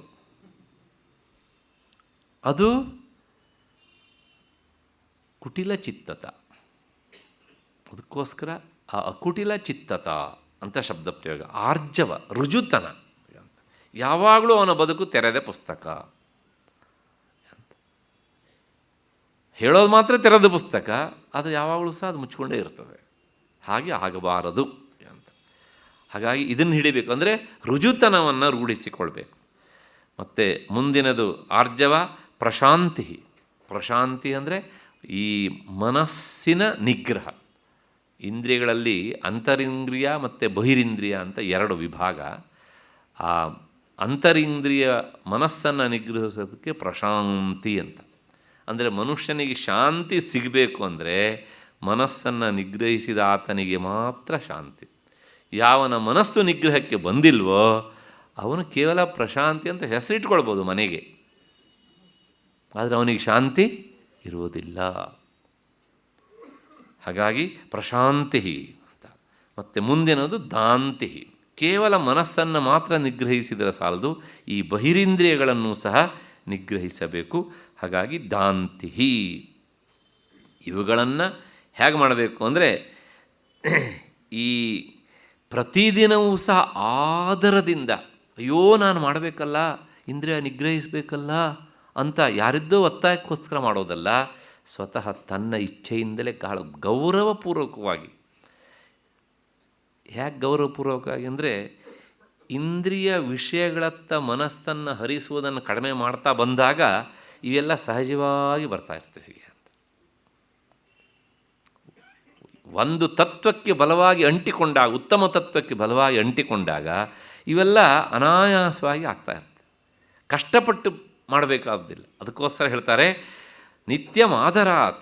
ಆದರೆ ಒಂದು ಇವೆಲ್ಲವೂ ಸಹ ನಿತ್ಯವೂ ನಡಿಬೇಕು. ಅಂದರೆ ತನ್ನ ಮನಸ್ಸು ನಿಗ್ರಹಕ್ಕೆ ಬಂದಿದೆಯಾ, ಇಂದ್ರಿಯಗಳನ್ನು ನಾನು ನಿಗ್ರಹಿಸ್ಕೊಳ್ತಾ ಇದ್ದೇನೆಯಾ, ನನಗೆ ದಯಾಗುಣ ಏನಾದರೂ ಉಂಟಾಗ್ತಾ ಇದೆಯಾ, ಮತ್ತು ನನ್ನಲ್ಲಿ ರುಜುತನ ಅಂದರೆ ಈ ಕಾಪಟ್ಯತನ ಹೋಗಿದೆಯಾ ಅಥವಾ ಇನ್ನೂ ಇದೆಯಾ ಅಂತ ಮತ್ತೆ ಮತ್ತೆ ತನ್ನನ್ನು ತಾನು ಪರೀಕ್ಷಿಸಿಕೊಳ್ಳಬೇಕು ಹೀಗೆ ಅಂತ. ಅಷ್ಟು ಹಿನ್ನೆಲೆಯಲ್ಲಿ ಇವುಗಳು ಬಂದಾಗ ಆಗ ಈ ಹಿಡಿಯುವಿಕೆ, ಮೊದಲನೇದು ಬಿಡುವಿಕೆ, ಈ ಹಿಡಿಯುವಿಕೆಯಿಂದ ಏನಾಗುತ್ತೆ ಅಂದರೆ ಅವು ಫಲ ಕೊಡೋದಕ್ಕೆ ಪ್ರಾರಂಭ ಮಾಡ್ತವೆ. ಅಷ್ಟು ಹಿನ್ನೆಲೆಯಲ್ಲಿ ಮುಂದೆ ಇವುಗಳನ್ನು ಈ ರೀತಿಯಾಗಿ ನಂಬಿದ್ರಿಂದ, ಹಿಡಿದಿದ್ದರಿಂದ ಏನು ಫಲ ಅಂದರೆ ಈ ಸ್ಥೂಲ ಶರೀರದ ಬಗ್ಗೆ ಮೊದಲು ವೈರಾಗ್ಯವನ್ನು ತಾಳು ಎನ್ನುವಂಥ ಮಾತನ್ನು 85ನೇ ಶ್ಲೋಕದಲ್ಲಿ ಹೇಳ್ತಾರೆ. ಏಕೆಂದರೆ ಮೋಕ್ಷಕ್ಕೆ ಸಾಧನವಾದಂತಹ ಈ ದೃಢವಾದ ಚಿತ್ತ ಉಂಟಲ್ಲ, ಅದು ಗಟ್ಟಿ ಆಗಬೇಕು ಅಂತ ಆದರೆ ಮೊದಲು ವೈರಾಗ್ಯ ಇಲ್ಲಿಂದ ಶುರು ಆಗಬೇಕು ಅಂತಾರೆ. ಹೊರಗೆ ಎಲ್ಲೋ ದೂರದಲ್ಲಿರುವಂಥ ಕಣ್ಣಿಗೆ ಕಾಣದೇ ಇರುವಂತಹ ವಸ್ತುಗಳ ಬಗ್ಗೆ ವೈರಾಗ್ಯ ಇಲ್ಲ, ನಮಗೆ ಸಿಗದೇ ಇರುವ ವಸ್ತುವಿನ ಬಗ್ಗೆ ನಮಗೆ ವೈರಾಗ್ಯ ಉಂಟು ಅಲ್ವಾ? ಸಿಕ್ಕಲಿಲ್ವಲ್ಲ, ಅದು ಸಿಗೋದಿಲ್ಲ ಬಿಡ್ರಿ ಅಂತ, ಒಂದು ಸಿಕ್ಕಿದ್ದಿದ್ರೆ ನೋಡ್ಬಿಡೋಣ ಅಂತ. ಹಾಗಾಗಿ ಅದಲ್ಲ, ಇಲ್ಲಿಂದ ವೈರಾಗ್ಯ ಉಂಟಾಗಬೇಕು ಅನ್ನುವಂಥ ಹಿನ್ನೆಲೆಯಲ್ಲಿ ಈ ಸ್ಥೂಲ ಶರೀರದ ಅಲ್ಲಿ ಎಲ್ಲರಿಗೂ ಸ್ಥೂಲ ಶರೀರದ ಬಗ್ಗೆ ತುಂಬ ಪ್ರೀತಿ. ಅದಕ್ಕೋಸ್ಕರ ಮೊದಲು ಅಲ್ಲಿಂದ ವೈರಾಗ್ಯ ಉಂಟಾಗಬೇಕು ಅನ್ನೋದನ್ನು ಹೇಳ್ತಾರೆ. ಅನುಕ್ಷಣಂ ಯತ್ ಪರಿಹೃತ್ಯ ಕೃತ್ಯಂ ಅನಾದ್ಯ ವಿದ್ಯಾಕೃತ ಬಂಧಮೋಕ್ಷಣಂ ದೇಹಪರಾರ್ಥೋಯ ಮಮುಷ್ಯ ಪೋಷಣೆ ಯಸ್ಸಜ್ಜತೆ ಸ್ವಮನೇನ ಹಂತಿ. ಅನುಕ್ಷಣಂ ಯತ್ ಪರಿಹೃತ್ಯ, ಪ್ರತಿ ಕ್ಷಣದಲ್ಲೂ ಸಹ ಮನುಷ್ಯನಿಗೆ ಬಿಡಲಾಗದೇ ಇರುವಂಥ ಅತ್ಯಂತ ಪ್ರೀತಿಪಾತ್ರವಾದದ್ದು ಅಂದರೆ ಈ ದೇಹ. ಯಾಕೆ ಕೇಳಿದರೆ ಅದರ ಬಗ್ಗೆ ಅಂತಹ ಪ್ರೀತಿ. ಅನಾದ್ಯ ವಿದ್ಯಾಕೃತ ಬಂಧ ಮೋಕ್ಷಣ. ಎಷ್ಟೆಷ್ಟು ಜನ್ಮದಲ್ಲಿ ನಾವು ಯಾವ್ಯಾವ ದೇಹವನ್ನು ಪ್ರೀತಿಸಿಕೊಂಡು ಬಂದಿದ್ದೇವ, ದೇಹದ ಮೇಲಿನ ಪ್ರೀತಿ ಹೋಗೋದಿಲ್ಲ ಸುಲಭವಾಗಿ ಅಂತ. ಅದಕ್ಕೋಸ್ಕರ ಒಂದು ನೆನ್ಪಿಟ್ಕೋ, ದೇಹ ಪರಾರ್ಥೋಯಂ. ಈ ದೇಹ ಎಂದಿದ್ರೂ ಸಹ ಪರಾರ್ಥ ಅಂದರೆ ಅದು ನಿನ್ನ ಸ್ವರೂಪಕ್ಕೆ ಸಂಬಂಧ ಪಡದೇ ಇರುವುದು. ಒಂದು ದಿನ ನೀನು ಅದನ್ನು ಬಿಡಲೇಬೇಕು ಅನ್ನೋದನ್ನು ಮರಿಬೇಡ. ಮತ್ತು ಅಮುಷ್ಯ ಪೋಷಣೆ ಸಜ್ಜತೆ. ಈ ದೇಹವನ್ನು ಪೋಷಣೆ ಮಾಡುವುದರಲ್ಲಿಯೇ ಯಾವನು ನಿರತನಾಗ್ತಾನೋ ಅವನು ಅದರಿಂದಲೇ ತನ್ನನ್ನು ತಾನು ಸಾಯಿಸಿಕೊಳ್ತಾನೆ. ತನ್ನನ್ನು ತಾನು ಸಾಯಿಸಿಕೊಳ್ತಾನೆ ಮೀನ್ಸ್ ಆತ್ಮಸ್ವರೂಪವನ್ನು ತಿಳಿಯದೇ ಇರುವುದರ ಮೂಲಕ ತನಗೆ ತಾನು ಅನ್ಯಾಯವನ್ನು ಮಾಡಿಕೊಳ್ತಾನೆ. ದೇಹದ ಮೇಲೆ ಅತಿಯಾದ ಪ್ರೀತಿ ಇದ್ದರೆ ಆತ್ಮವಿಚಾರದಿಂದ ದೂರ ಸರಿತೀಯೇ. ಆತ್ಮವಿಚಾರದ ಬಗ್ಗೆ ಅತಿಯಾದ ಪ್ರೀತಿ ಇದ್ದರೆ ದೇಹವನ್ನು ನೀನು ಉಪೇಕ್ಷೆ ಮಾಡ್ತೀಯ. ಉಪೇಕ್ಷೆ ಮಾಡಬೇಕು ಅಂದರೆ ಪ್ರೀತಿ ಅಷ್ಟಾಗಿ ಇಟ್ಕೊಳ್ಳೋದಿಲ್ಲ. ಯಾವುದನ್ನು ಆಯ್ಕೆ ಮಾಡ್ಕೊಳ್ತೀಯೇ? ಗುರುಗಳು ಕೇಳ್ತಾರೆ. ಶಿಷ್ಯ ಹೇಳ್ತಾನೆ, ಸ್ವಲ್ಪ ವಿಚಾರ ಮಾಡ್ತೇನೆ, ನಾಳೆ 6:15 ಹೇಳ್ತೇನೆ ಇದಕ್ಕೆ ಉತ್ತರ ಗುರುಗಳೇ ಅಂದ. ನಾಳೆ 6:15 ಸೇರಿದಾಗ ನೋಡೋಣ. ಅಲ್ಲಿವರೆಗೆ ನಿಮಗೆಲ್ಲ ನಮಸ್ಕಾರ ಮತ್ತು ಕೃತಜ್ಞತೆಗಳು.